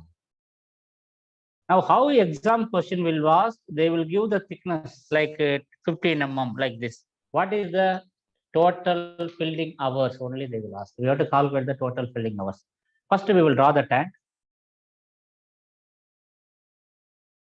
How many shell courses we have? 1, 2, 3, 4, 5 shell courses. And what is our design liquid level? 47 feet. So 47 is very simple. Here we are filling 10 feet, here 10 feet, here 10 feet, here 10 feet, here we are filling 7 feet. Correct than 47 feet. Now, what is the filling rate for the top course? What is the top course for this? Less than 22 வேணா Minimum. 300 mm. இன்ச்சில் சொல்லுங்க 12 inch per hour. 12 inch. So how many feet top course, how many feet you have to fill? 7 feet. 7 feet. We have to convert it into inches. How to convert into? Multiply by 12 divided by 12 because the course is 12 inch per hour. So if you cancel it, it will be 7 hours. So top course we have to fill 7 hours. Again, I will repeat. Come here.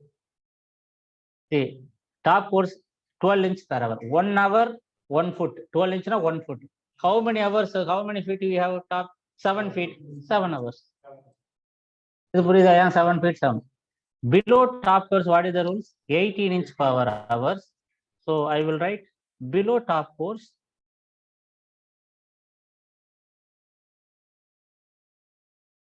So below top course, how many feet you have?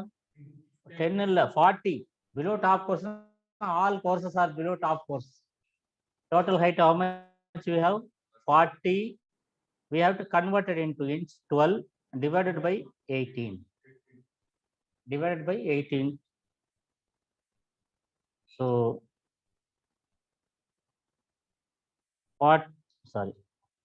40 multiplied by 12 divided by 18, 26.6.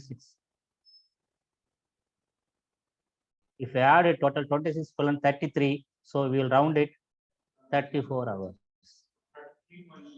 33.6, we can round it always higher side. That is a minimum filling only. 34 hours you have to fill it. Is it okay?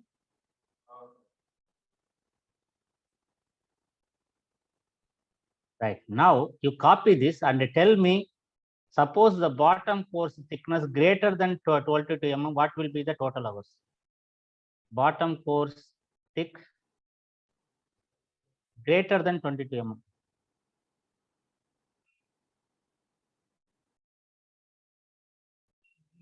Copy this and calculate the next condition.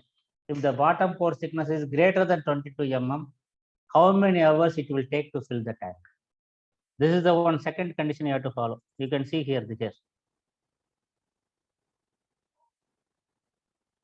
Try this.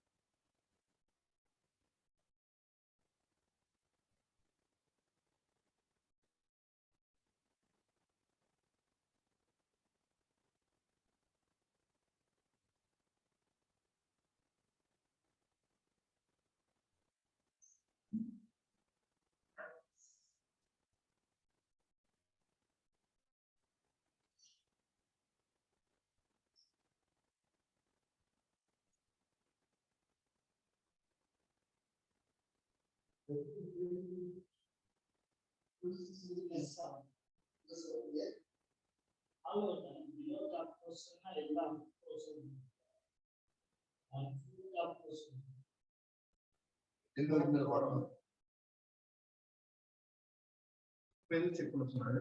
ஐயோ, பாருங்க. செவனா ஏ வச்சுக்கிட்டு உங்களுக்கு கண்டுபிடிக்கும். அப்போ middle பார்த்தோம். இதுக்கு எப்படி போறீங்க? இதுதான் எனக்கு சூழல் இருக்குல்ல. அஞ்சு எடுத்துக்கு.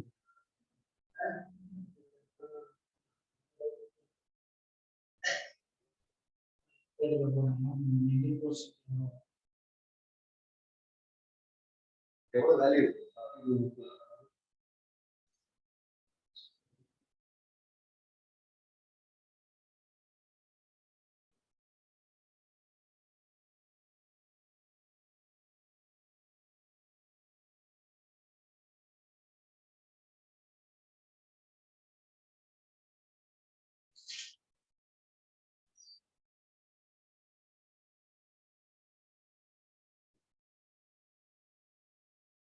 What is the answer?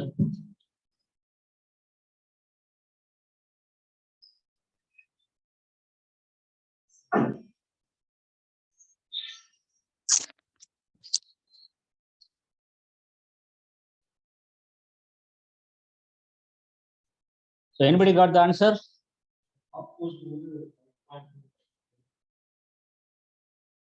It's not top course.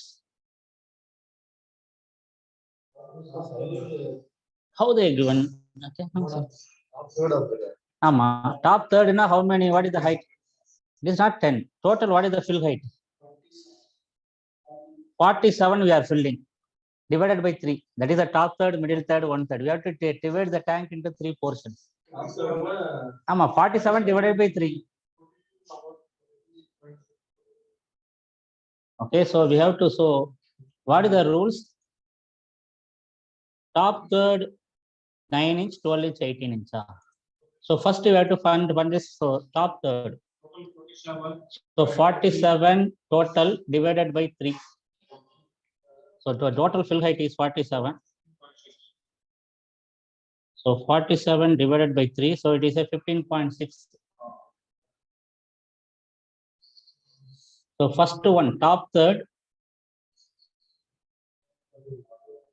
15.6 multiplied by 12 divided by 9. Okay.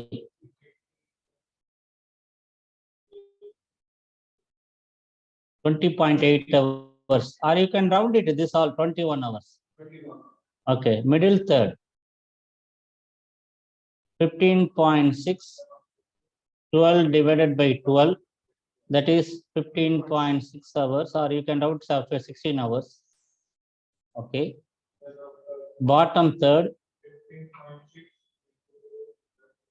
15.6 multiplied by 12 divided by 80.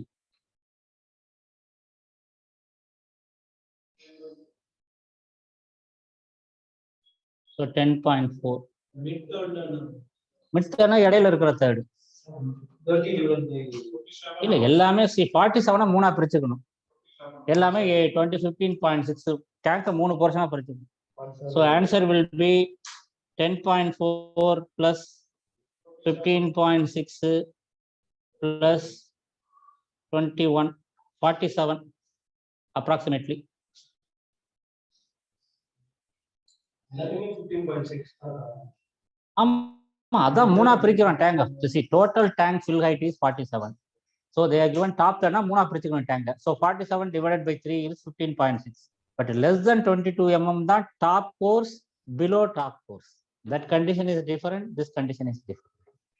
This question is regularly asked in the open the question. Calculate how many hours to tank fill the tank for hydro test. Regularly asked in the exam. First one is 34 hours. இது கேக்குறீங்களா? இது வந்து 20.8 hours comes it. I rounded 21 hours. Second one 15.6. 9 to see, we are taking in feet, but the code requirement is given in inches. It is 9 inch per hour, 12 inch per hour. So feet you have to convert into inch. How you will convert the feet into inch? Multiply by 12. So divided by 9, first one, second one divided by 12, third one divided. See, everywhere why we are multiplying by 12, converting the feet into inches. Finally, we have to add the hours, but you can round it on the higher side. This is the minimum filling. You can fill slower than this, but you cannot fill faster than this. Sir, the bottom one you took 10 hour or 11 hour? See, I took 10.4. 10.4, here 15.6. Okay. You can round it everywhere. If you want round it, you can make it 11 only. You cannot make 10. Yeah, that means the total should be 48. Yeah, it will come for, see, if you put the exact value, it will come 47 hours. Even if So you the write exam- 48 hours, yeah, you can put the exact value and add together. After that, you can round it. No, in Instead the of exam, rounding should we individual. go for higher value? In the Yeah, exam, should we go always should go for a higher value. Not on the for lower each value. courses? For each Yeah, courses, right? it is not each course. Actually, we have to add together, then we have to round it. Ah, okay, okay, sir.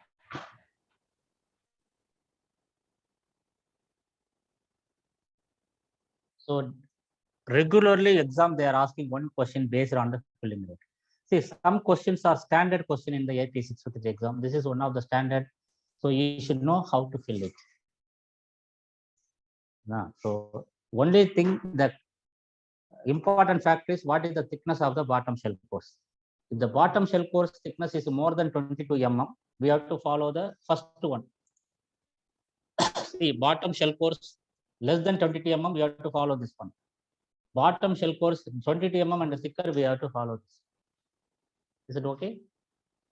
Now, next one is what is mean by settlement?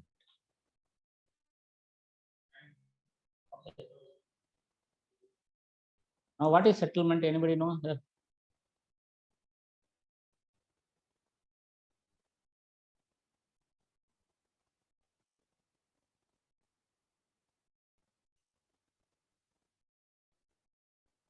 Right. 653, we have a separate annexure for settlement. Actually, we will follow this, that one, that will be very easy, but I will explain it, no problem.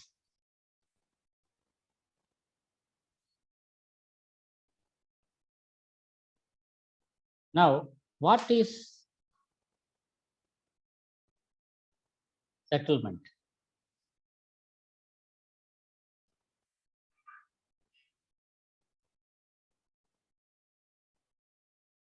Just a moment.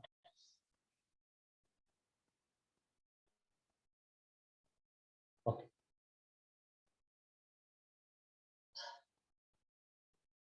No need to take 653. Just I will explain it. No problem. Okay. So annexure B, it is a separate annexure B, not here in 653, but don't worry. Just so what is meant by settlement? The tank will go down because of the weight. All tanks will have some settlement. If the settlement is a minimum, it is always acceptable. But if it is excessively setting, then it is a problem. Then what is the problem? Foundation is a problem. Okay. Then what are the different type of settlement? If you see, if you take a settlement, first one is the shell settlement. Shell means the shell is going down. That means the entire tank is going down. How you will measure the shell settlement? You have to put a reference before filling. Then how much a tank is going down, you can measure. Okay. Yeah, we have to make a fixed one, elevation near the tank. Then you can put the arrow sum and mark it on the tank. Some generally settlement measurements are measured from bottom, not the top. From bottom only, bottom shell course only, they will mark it. Then they will see how much tank is going down.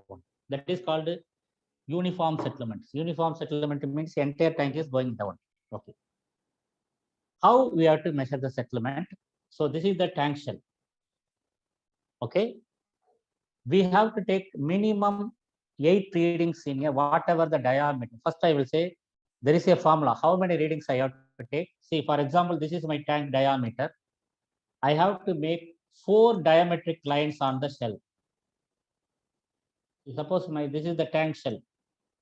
1, 2, 3, 4. Now, how many location I will take reading here? 8 reading. 1, 2, 3, 4, 5, 6, 7, 8 readings. This is the minimum for any small tank. There is one more formula. Number of reading is equal to D by 10. Diameter by 10. That is the formula. Suppose your tank dia is 40 feet. 40 divided by 10, what will be reading? 4, which is not allowed. We have to take minimum 8 readings. Suppose your tank is 140. We have to take 14 readings. No problem. Suppose your tank is 130. We have to round it to the next even number because it will at opposite you have to take. So you cannot use a odd number. Odd number 11, 13, 9, these are not allowed. Only 12, 14, 16, 8, minimum 8.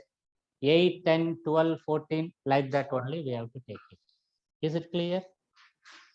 Now, how many set of readings you have to take it? As per 650, we have to have, for example, a small diameter, how many readings we are taking here? Shell. I am talking about the shell. Shell, how much it is going down. Okay, that is a uniform settlement. 8 readings, but at least 6 times you have to take readings. Before filling the tank, empty tank, first you have to take 1 reading. What is the level? Okay, elevation. Then after 25% filling, first empty tank, 25%, 50%, 75%, 100% after 24 hours, then after empty. We have to empty it again tank. So we have saved 6 set of readings. But there is again concession. If the purchaser say no need 6 set of readings, we can take only 3 set. Empty, for 100% filling after 24 hours, again empty. So only 3 set of readings. Now, what is the acceptance criteria? Acceptance criteria. Now, what should be the distance between 2 readings? If you take minimum 8 readings, the distance maximum, this distance, the distance maximum 32 feet. If you take circumference, it will be maximum 32 feet. But any diameter, if you put D by, for example, if you take 140, what is the circumference of 140 diameter tank? What is the circumference formula? 3.14. So if you take 3.14, 140 by 3.14, so 140 into 3.14, 439.6. Okay, no problem. How many reading we are taking actually? 14 divided by 14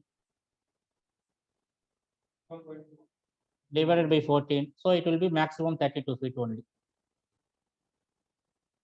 So the maximum distance allowed between 2 readings, this distance, maximum 32 feet only. If you use the D by 10 formula, it will follow the rule. Maximum 32 feet க்கு மேல இருக்க கூடாது. ஒரு ரீடிங்க்கு இன்னொரு ரீடிங்க்கு உள்ள distance வந்து it should be less than 32 feet. 140. Any tank you calculated, the same will apply. For example, if you take say 100 feet tank, 100 divided by 3.14 will be 314, divided by again 10 will be 31.4. Okay, that will always it be less than 32 feet. Now, is it clear? Now let me finish. What is the acceptance criteria? What code says, if there is any 2 reading, for example, reading number 1 and 2, if there is more than half an inch difference, that means tank is not settling uniform, it is tilting, then we have to stop the filling immediately. There is a difference between reading any 2 readings more than half an inch or overall reading more than 2 inch. Tank is settling more than 2 inch, then we have to stop the filling. The manufacturers will inform the purchaser. Purchaser will tell what we have to do it, because foundation is the responsibility of the purchaser.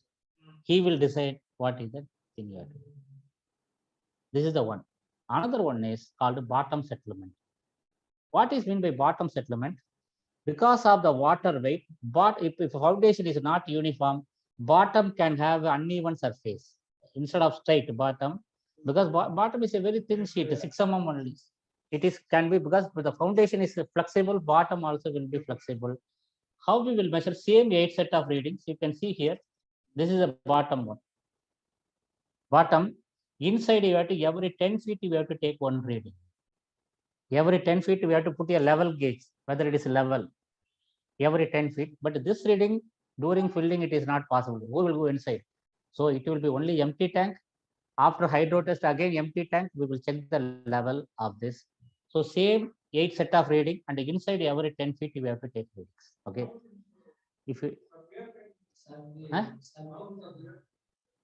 Bottom plate, you have to mark lines and putting a level. How much level deep fluctuation is coming? Yeah, survey machine we can do. Yeah. Yeah, surveyor will do it. Yeah, okay. So this is called the bottom. Again, don't worry about the settlement because settlement is separately covered in 653 in one entire annex appendix where there will be 2-3 questions. So let us go. So if you want to copy this, you can copy this. Okay, what is I written here? That is how to take the settlement.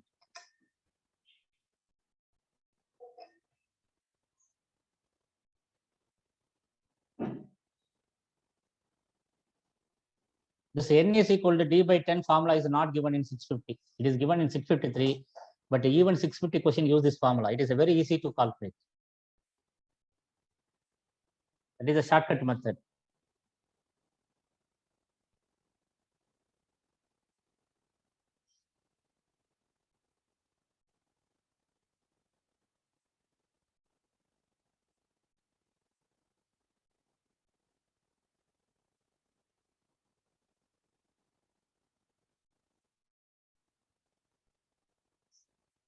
Is it okay?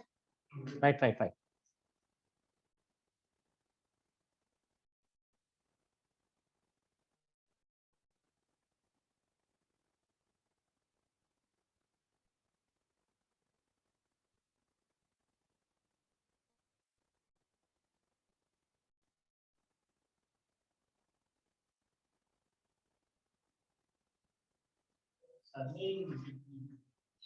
There will be for the shell. The internal survey is generally made for bottom insertion.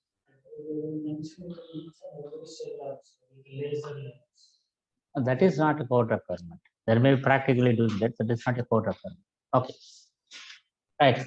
So please go to the code book settlement. So this is a filling rate. Highlight the shell elevation measurements shall be made at equally spaced intervals around the tank circumference not exceeding 32 feet. That is a closed book question. The minimum number of shell measurements shall be 8. That also closed book question.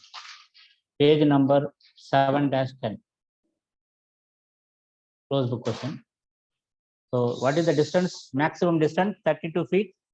Minimum number of shell measurement will be 8.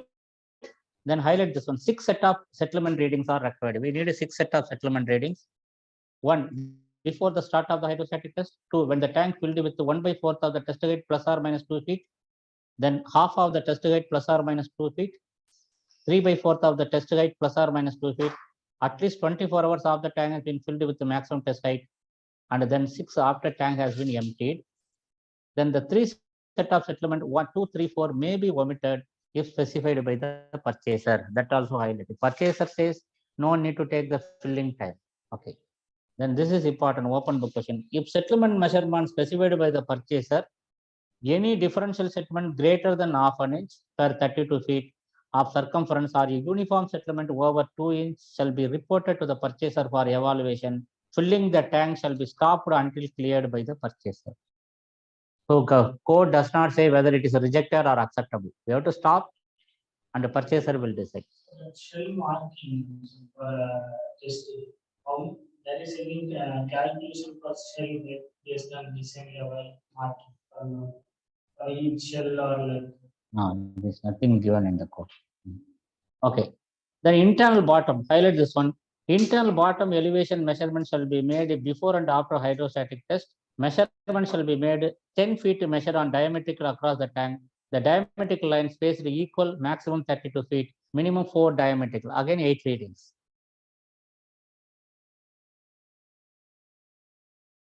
Now we'll come to the testing the roof. How we will test the roof? We can do vacuum box, or if it is a gas tight, you can fill the tank with the air inside, and the roof side we can apply the soap solution. like a pneumatic test. But what should be the air pressure should not be more than the weight of the roof plate. Otherwise, the roof plate will blown away. Okay. So highlight this one. Upon completion of the tank designed to be gas tight, shall be tested by one of the methods, applying the internal air pressure not exceeding the weight of the roof plates and applied the weld joints with bubble solution or other material. Then B, vacuum testing of the weld joint to detect any leaks. Vacuum test also we can do. Then repair to the inspector wells. Highlight this one. All defects found in wells shall be called for the attention of purchase inspector, and the inspector approval shall be obtained before the defect is repaired. That is important. Any repair during the testing, you have to inform the purchaser inspector. Then next 7.1.2, pinhole leaks and porosity in a tank bottom may be repaired by applying additional weld bead over the defect area. Other defects or cracks in the tank bottom or tank roof shall be repaired. Mechanical caulking is not permitted. That is important. You cannot use a sealant. Mechanical caulking is like putting a sealant or putting a cork to plug the hole. It is not allowed. You have to only by welding. Any holes in the bottom, you have to weld by only welding. Applying epoxy, paint or sealant, it is not allowed. Okay. The last line is important. Now highlight the 744.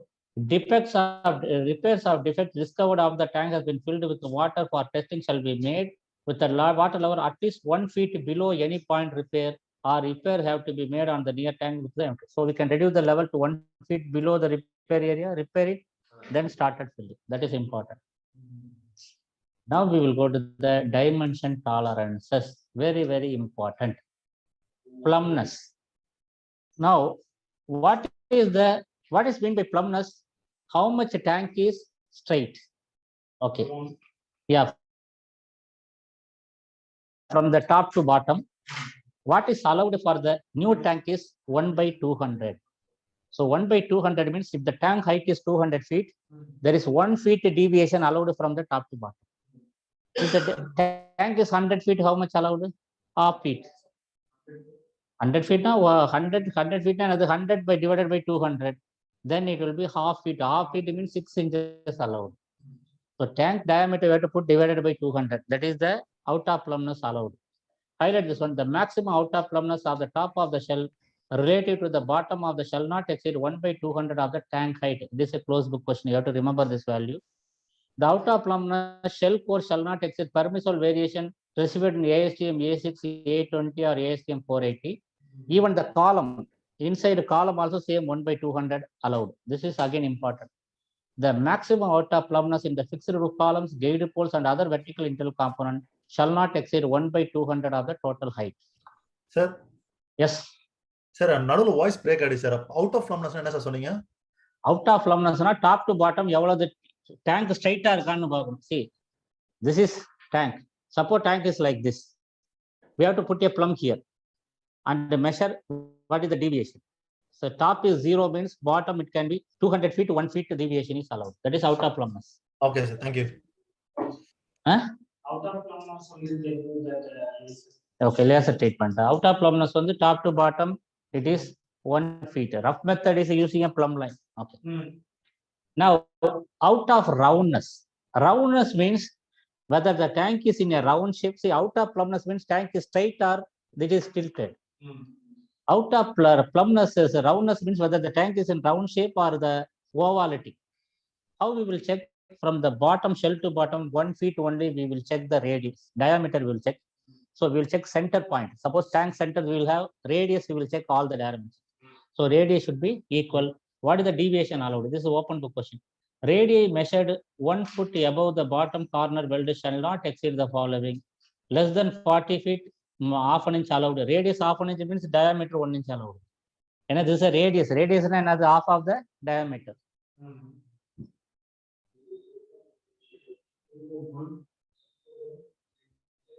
Only bottom only they will check. Bottom shell course only they will check. Other not all shell courses. See, this is given. Radii measured 1 foot above the bottom corner weld. Bottom corner weld 1 feet. Not all shell course. Okay. This is open book. Okay.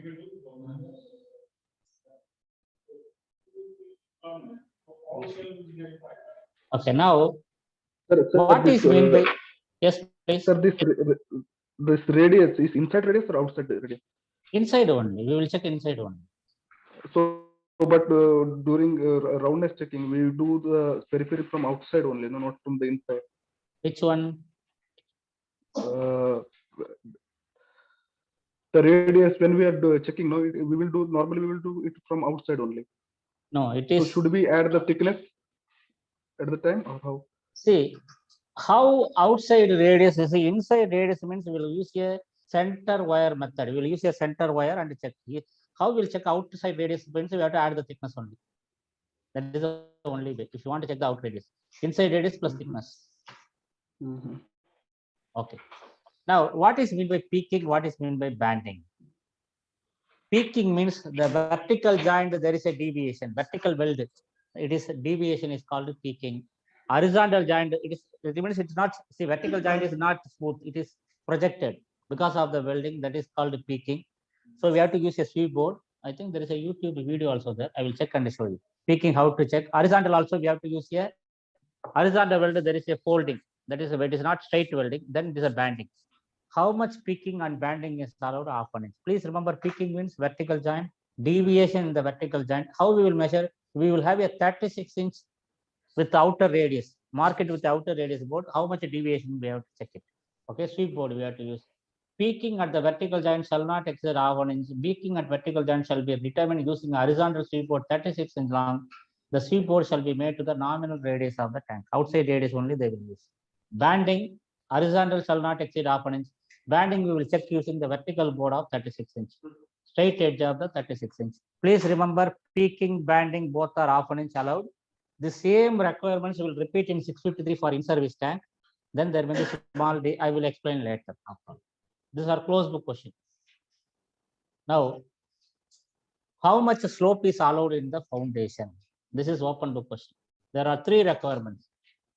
Where a concrete ring wall is provided under the shell, the top of the ring wall shall be level within plus or minus 3 mm in 30 feet within the circumference plus or minus 6 mm of the total circumference from the average elevation.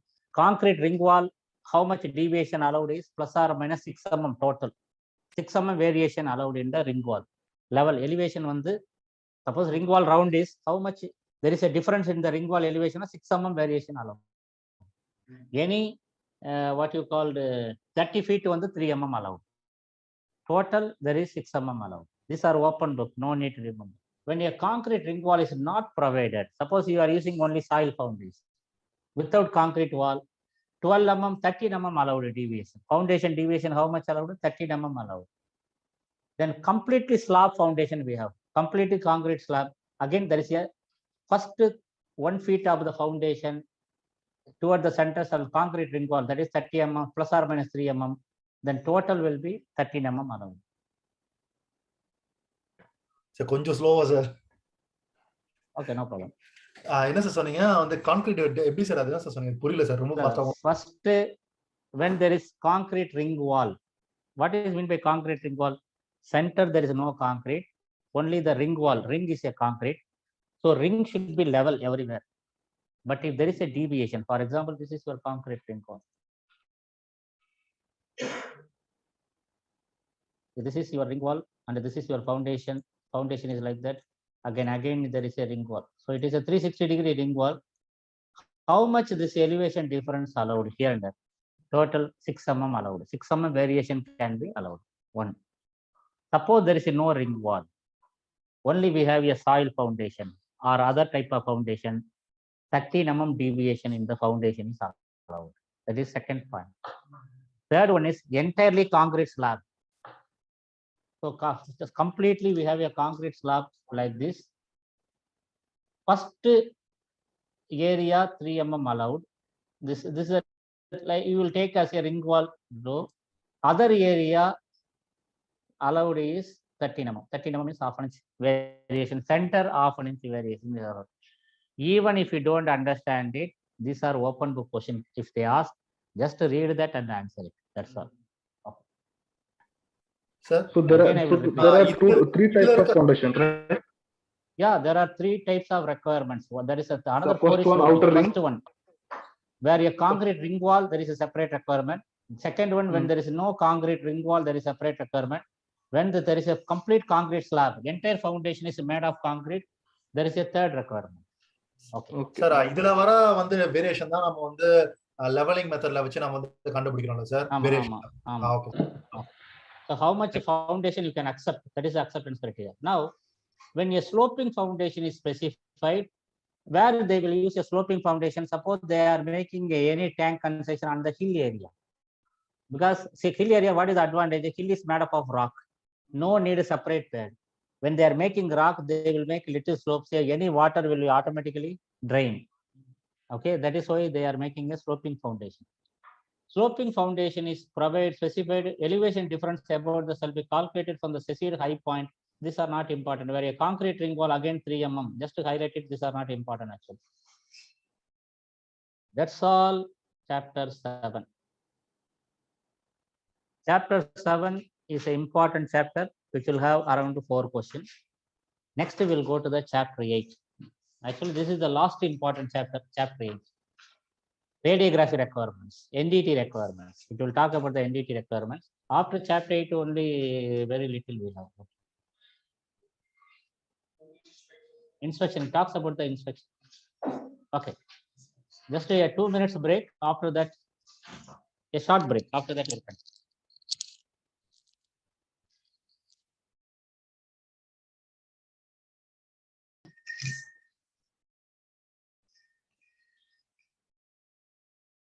See, even though we are taking 2 days, it is not that much important. 653 also will take 2 days. 4 times more question will be asked in 650 at least 4 times more questions. Every line, yeah. That is important, but if you understand 650, then only you can understand 653. That's why we are taking a lot of time.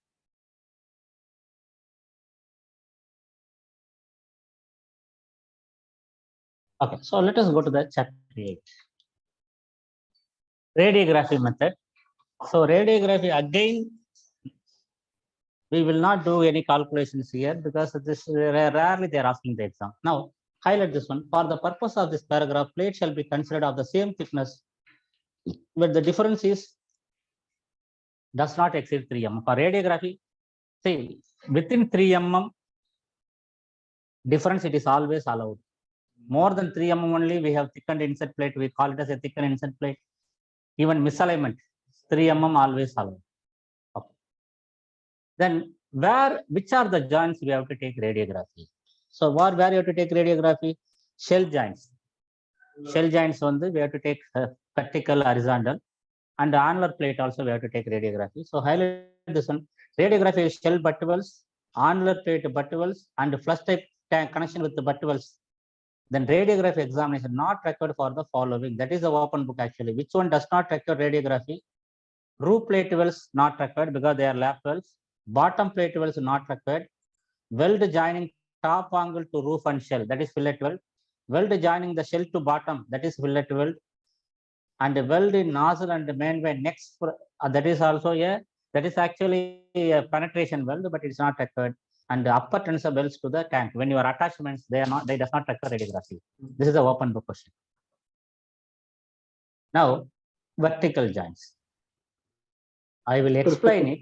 So could you please come again? Roof See, which of the joints does not require radiography? Roof does not require radiography. All fillet welds. Generally, I can put it. Fillet welds are generally, roof welds are fillet welds. Bottom welds are fillet welds. Shell to bottom weld, double side fillet weld. Angle, top angle, the curve angle to roof and the shell weld. Then flange neck. Okay, that may be butt weld also, but that is not required radiograph. Okay. Then number and location of radiograph. Actually, horizontal, it is very simple. Vertical weld, we have different conditions. Okay, I will explain it, but the exam point of view, this is not important. For example, there are 3 conditions for each shell course. So we are talking about the vertical joint arc. Vertical joint radiography requirement. Horizontal is very simple. Horizontal is every 200 feet over spot. That's all. Okay. Now, there are three conditions. First one,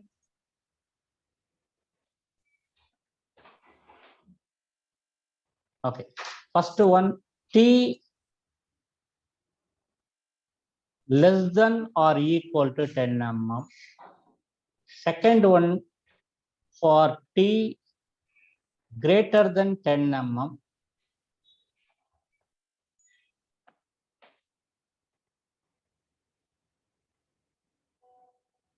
Second one, for thickness greater than 10 mm. It is greater than or less than? This Less right. than. Less than, okay. This side you got right. So it is greater than 10 mm, but less than or equal to 25 mm. Third one is More than. for T greater than 25 mm. Again, I will explain. If you don't understand, it doesn't matter. Okay. First, for greater than 25 mm, vertical joint full RT. So there is no confusion. 100% radiography you have to take. Vertical joint in a tank shell, when the thickness is more than 25 mm, full RT is a mandatory. Now coming to this two, for less than 10 mm, condition A, how many welders you are using? For example, you are using 10 welders. Each welder, he has to weld only 10 feet. Then ask him to take one radiograph, one spot. One spot means code language always 6 inches. One spot means code language 6 inch only. Okay, so 150 mm we have to take radius. For each welder, I will write simply for each welder, first 10 feet,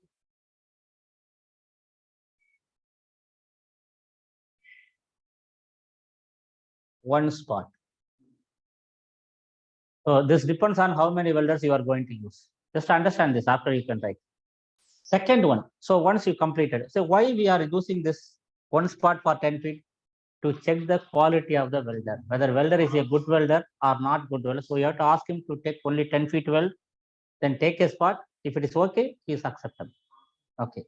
Then after that, that is second condition. After, we will not consider which welder is welding, no matter. So 10 feet means welder qualification is completed. After every 100 feet, one spot. So first welder to check the welder quality, you have to ask 10 feet each welder. Then he completed this qualification, that is called the protection qualification. Then you can ask, don't see about the which welder is welding.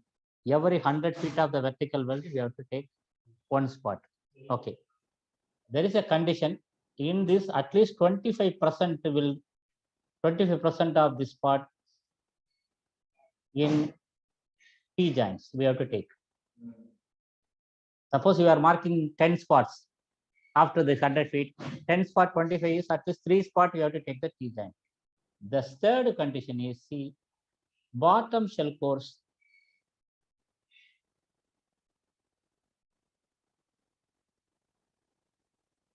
each vertical joint one spot.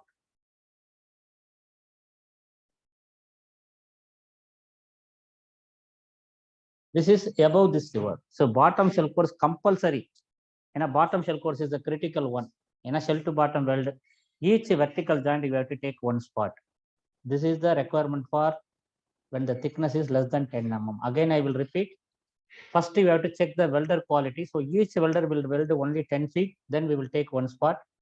After that, we will not, which welder is welding doesn't matter. Every 100 feet, one spot.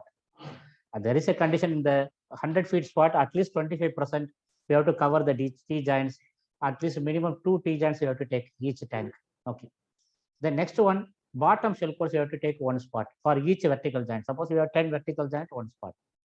Now, if the thickness is greater than 10 mm, but less than or equal to 25 mm, first condition is all of the above. So all of the above spots we have to take. So all of the above for each weld. Suppose thickness is entire tank cell course is 15 mm. Then first 10 feet one spot you have to take. Every 100 feet one spot you have to take. And the bottom shell course one spot that you have to complete. All of the above you have to complete. Above item A. So this one I will put it as a K. This is 1, 2, 3. All of the above for 1. In addition, there are 2 additional things. B is all intersections. Intersection means what we call it as a T-joints. So T-joints RT mandate. So if the thickness is more than 10 mm, all intersection T-joints radiography mandatory. Third one more spot in the bottom.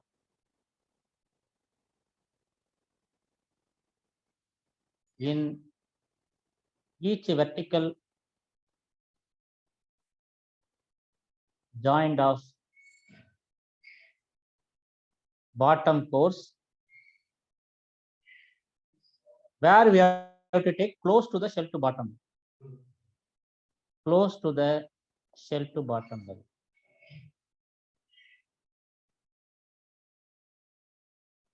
So please write this, even though it is not very important for exam. Just to write this. Suppose you are working in tank, somebody asking how much radiography you have to take. This is the vertical joints.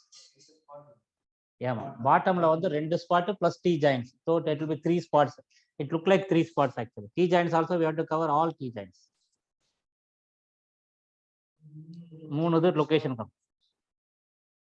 See, when the thickness is more than 10 mm, if you see bottom shell core, there will be 3 locations.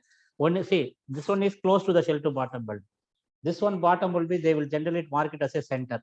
And the T joints also we will mark it. So it will look like a three spots. இல்ல எவ்வளவு film வைக்க முடியுமா? ஃபில்லட்ல வைக்க முடியாதுல film. க்ளோஸா வைக்கணும்னு சொல்லியிருக்கான் அவ்வளவுதான். ஆமா. சார் எஸ் சார் இதுல வந்து 1ல பாத்தீங்கன்னா bottom shell covers each vertical joint சொல்லிருக்கீங்களா சார்? Bottom shell course.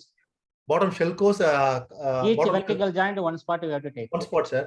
இப்போ 2C வரும்போது one more spot அப்படினா already one spot we have taken here.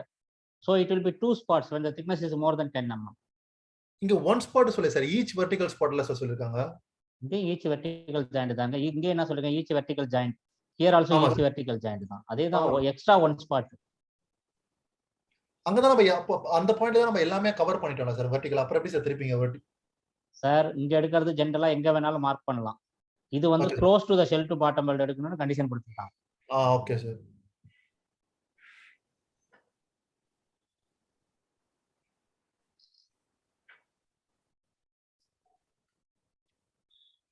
Horizontal actually very simple. Vertical, see, when we have time, I will work it out one. Well, we will give you a tank, you have to calculate, but it's a very lengthy exercise.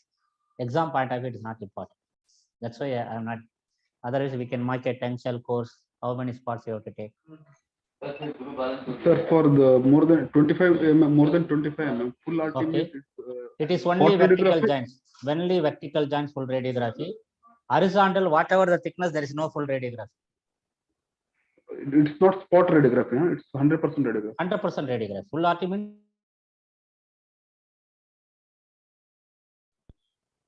Here there is no T or nothing, huh? Because it's nothing. 100% Vertical joint, RT when you cover. cover vertical joint, T automatically will cover. You can see the sketch it is given. Right. Again, I am repeating, these are not important for exam, but you should know what are the radiography requirements. Not really.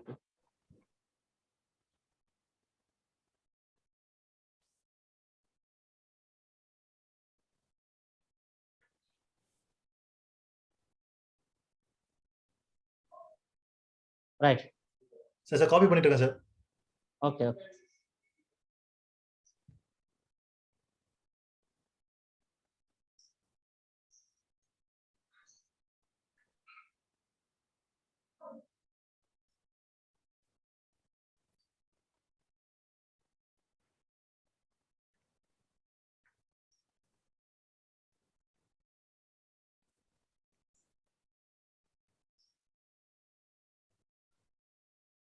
Finish, Sriram? Last one, sir. ஒரே நிமிஷம், sir.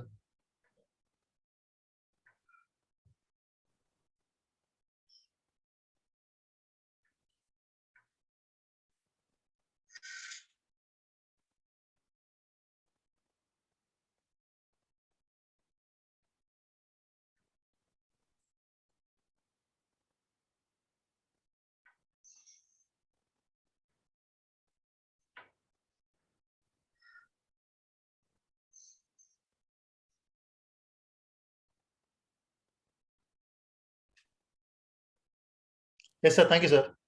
Okay, right. So just to highlight this one, the following requirements, this is for the vertical joints. The following requirements apply to the vertical joints. Highlight this one. For butt welded joints in which a thinner plate is less than or equal to 10 mm, one spot radiography shall be taken in the first 10 feet completed vertical joint on each type and thickness welded by each welder or welding operator. That is important. Then fourth line. Thereafter, without regard to the number of welders or welding operator, one additional spot radiography shall be taken in each additional 100 feet approximately and any remaining major fraction of the same type and thickness. At least 25% of the selected shall be in the junctions of vertical and horizontal joints with a minimum 2 such intersections. In addition to the foregoing requirements, one random spot radiography shall be taken in each vertical joint in the lowest shell course. See, if you see the figure, it is given here.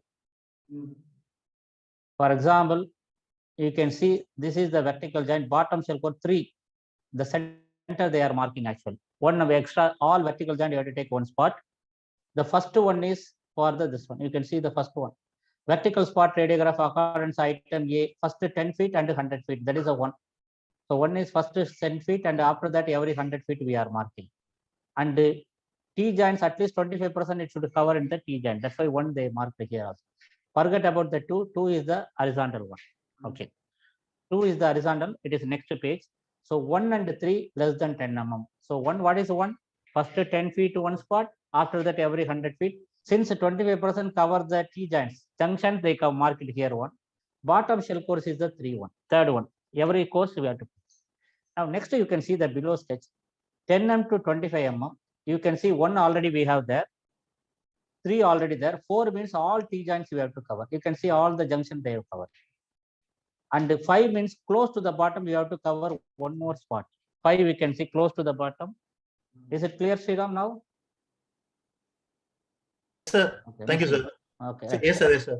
Sir, அந்த 25% சொல்றீங்களா sir? அது எப்படி சேர்ந்து எந்த இதுல 25% சொல்றீங்க sir? When you are taking the 100 feet, suppose you are marking every 500 feet total weld, we have to make 5 spots. So course is in 5 spots, at least 25% means 2 spots. You have to make the junction. Junction area you have to cover. Okay, sir. Okay, sir. Please, sir. Then third, you can see when the plate thickness is greater than 25 mm, this is the 6 full radiography we have to take. 6 full radiography you have to take. You can okay, see sir. 6 entirely marked. 6 is fully marked. Okay. So come to the previous page and highlight it. Sir, இப்போ full புரியுது sir இப்போ. Thank you, sir. For butt weld joints in which a thinner plate is greater than 10 mm but less than or equal to 25 mm, spot radiography shall be taken according to item A. In addition, all junctions of vertical and horizontal joint in the thickness range shall be radiographed. So we have to cover all horizontal and vertical junction. Junction we commonly call as a T joint. Both are same only. Code language it is junction. Each film shall clearly show not less than 3-inch vertical joint and 2-inch on each side. So horizontal, when you cover a junction, horizontal both sides 2-inch we have to cover. This side 2-inch, that side 2-inch. Vertical we have to cover 3. That much film width you have to keep. Okay. So film width 2-inch na minimum 4-inch film you have to keep. Length it should be at least 3-inch we have to cover. In the lowest course, 2 spot radiographs shall be taken in vertical joint. 1 radiograph shall be close to the bottom. So 1 already we have completed. 1 will be close to the bottom. Then C, vertical joints which a shell plate greater than 1 inch thick shall be fully radiographed. That is important. We have to take full radiograph. Then highlight the D. The butt weld around the periphery of the insert plate or thickened insert plate that extend less than the adjacent shell course height contain the shell opening and the reinforcing shall be completely radiographed. That is important, open book question. Around the periphery of the insert plate and the thickened insert plate that extend less than the adjacent shell course height and that extend shell openings and that contain shell opening and the reinforcing element shall be complete. So when you are taking the insert plate welding, that insert plate should be completely radiographed because that is a butt weld. And what is I told insert plate, we will prefabricate the nozzle here and the plate will be welded. That would be completely radiographed. Okay. Then please go to the next page. Horizontal. So horizontal, it is very simple. You never check number of welders. So vertical, I told each welder 10 feet, no. Horizontal, you have to calculate the total circumference. First 10 feet one spot, irrespective of welders, after every 200 feet one spot. Very simple requirement. Highlight this one, 8-3. One spot radiography shall be taken 10 feet of the completed horizontal butt joint in the same type and thickness without regard to the number of welders. We will not worry about the welders. Thereafter, one radiograph shall be taken 200 feet and any remaining fraction thereof. That is closed book question.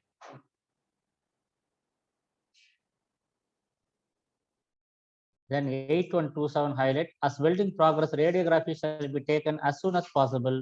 The location where the radiograph be taken be determined by the purchaser inspector. The location will be marked by the owner inspector where you have to start. Then this is closed book question. Each radiograph shall clearly show minimum 6 inches of the weld length. So we have to take minimum 40 means you have to 6 inches. The next one is open book. What about the Ondler plate? Butt welds. Okay. If you are double welding, see, we have suppose 10 joints, Ondler plate joints, 10 joints, Ondler ring. 10% of the joint you have to take one spot. So 10 joints, 10% will be only one joint, you will take one spot. But if you are using a single welding with the backing step, 50%, 5 welds you have to take. Highlight this one. When bottom Ondler press are required, the radial joint shall be radial as follows. But double weld butt joint, one spot shall be 10% of the radial. For single weld joints, one spot shall be 50%. That is open book question. Then technique. Okay. So generally, the open book. 10% and double weld 10%, single B abdina 50%.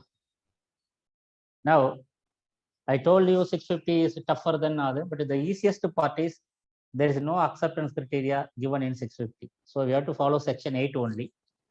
So section 8 is not part of our exam. So there will be no question acceptance criteria. Okay. Now for PT, MT, RT, acceptance criteria, we have to follow section 8, division 1.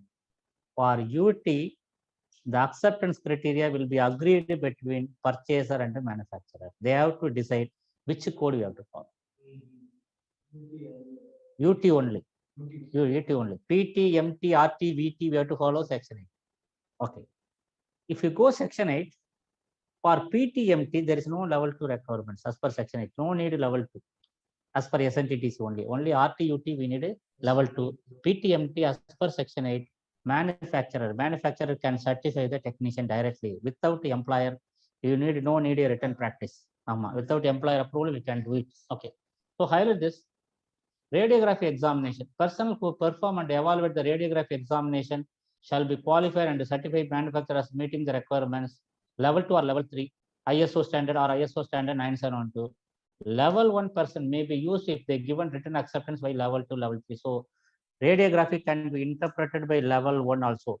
But if the acceptance criteria is written by the level 2 or level 3. Okay. Highlight this one, open book question.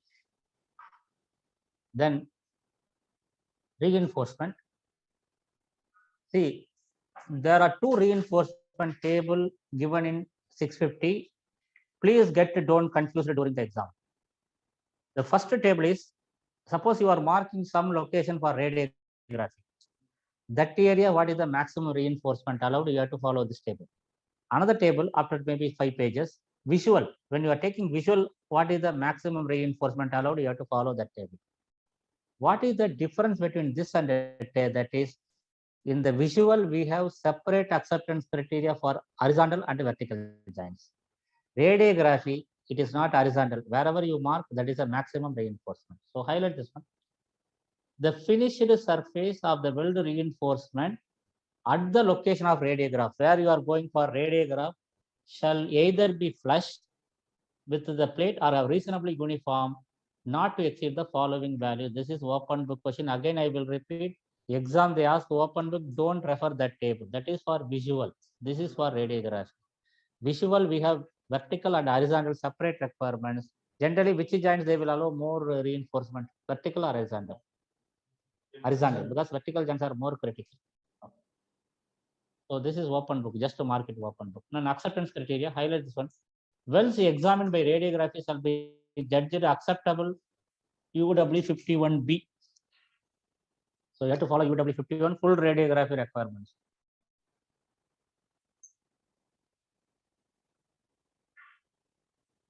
Now, defects welding. Suppose you are taking a spot. If it is acceptable means, so vertical joint every 100 feet we are taking spot. That radiography acceptable means the entire 100 feet is acceptable. Suppose the radiography is rejected, then we have to take 2 spots. That is acceptable, okay. That is rejected, again 2 spots. You have to continuously take 2 spots. Then what code says, which side I have to take 2 spots? Suppose we have a repair, both sides 1 spot we have to take. 1 spot this side, 1 spot side. But if the repair is in the film only one side, only that side we have to take 2 spots. Opposite side, no. But these are not exam point of view important. So highlight this one. When a section of welding shown by radiograph unacceptable, the welding are not defined, 2 spots adjustment section shall be examined by radiography. That only line is important.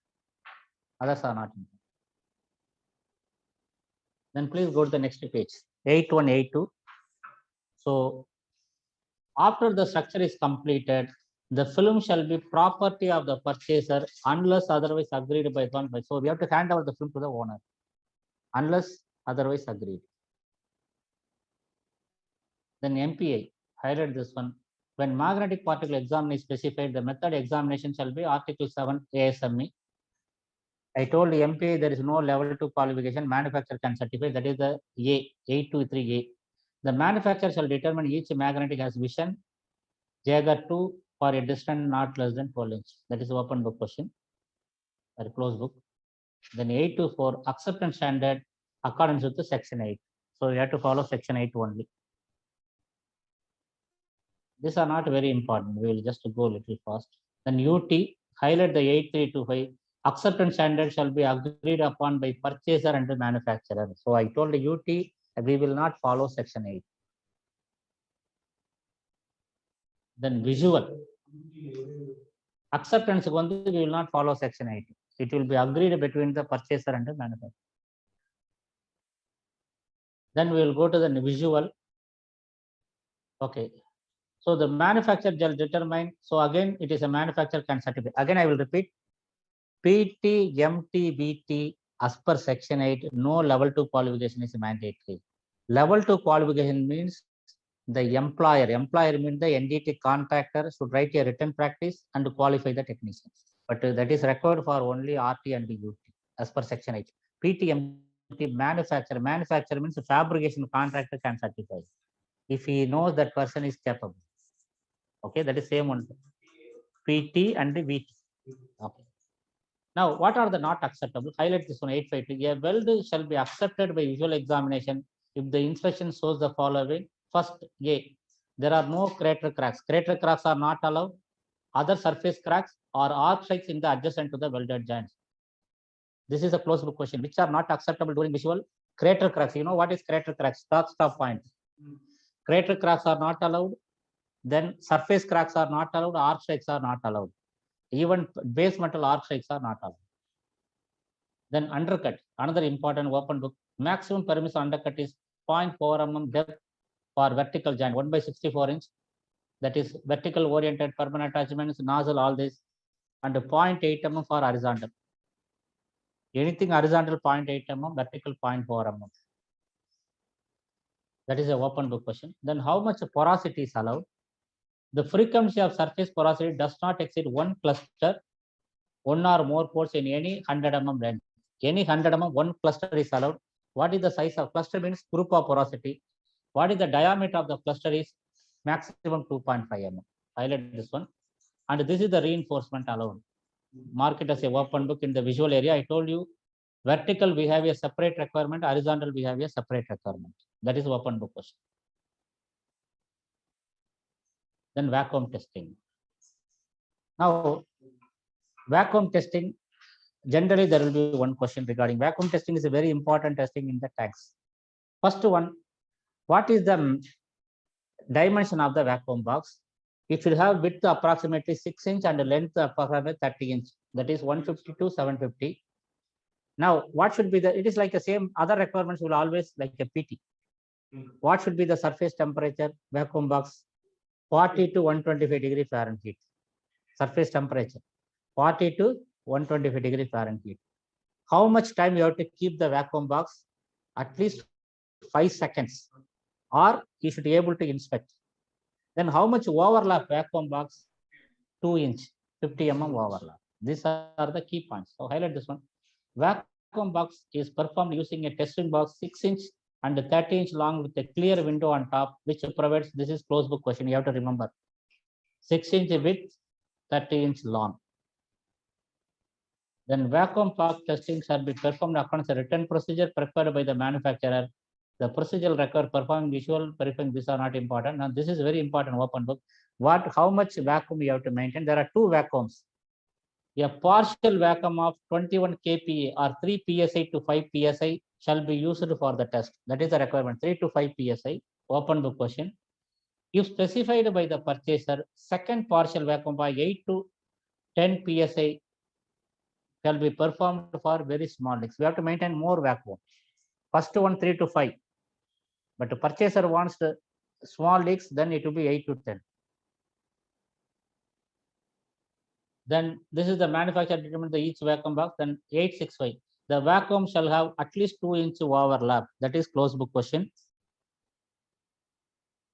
The next page, this is closed book question. The metal surface temperature shall be between 40 to 125 degree Fahrenheit, unless the film solution is proven to work outside this limit. Then how much lighting? A minimum 1000 lux. All I told it will follow the PT requirements only. Then 868 close book question. The vacuum shall be maintained for a greater of 5 seconds or the time required to view the area under test.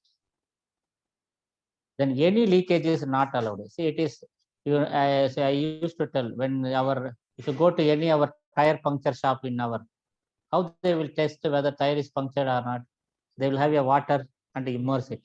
It is like the same vacuum that they are telling a pressure test actually. Vacuum is opposite. So a small leak will give the bubbles. A big leak will spit. It will break the bubbles. Okay, so both are not allowed. The presence of through thickness leak indicated by continuous formation of the growth of a bubble or foam produced by air passing is unacceptable. The presence of large opening leak indicated by a quick bursting bubble is unacceptable. Leak shall be repaired and retested. Then highlight the 8610. A record of report of the test, including a statement addressing the temperature light, shall be completed and furnished by purchaser upon request. Then next one is the tracer gas test. I told you where we will use a tracer gas to check the bottom. You remember bottom, we have many options. How to check the bottom weld? One of the option is by vacuum box. Second option is by using tracer gas. Third option is by filling the water. What should be the height of the water? 6 inch. 6 inch water. Okay. Here, as an alternative vacuum testing, a suitable tracer gas and a compatible detector can be used as the integrity of the welded bottom joints. Highlight this one. Entire length, where tracer gas is employed as an alternative vacuum box, it shall meet the following requirements. A. Tracer gas testing performed in accordance with a written procedure, which is reviewed and approved by purchaser and shall address the minimum. As a minimum, the type of equipment, all these things. Then this is a open book. The technique shall be capable of detecting leakage 1 into 10 to the power minus 4 Pascal cubic meter per second or smaller. That is how we are measuring the leakage, unit of leakage measurement.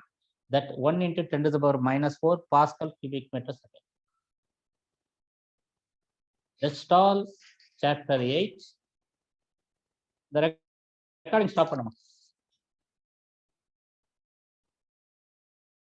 Okay. So you will stop here. Afternoon session 2 o'clock. We will not start to section 9.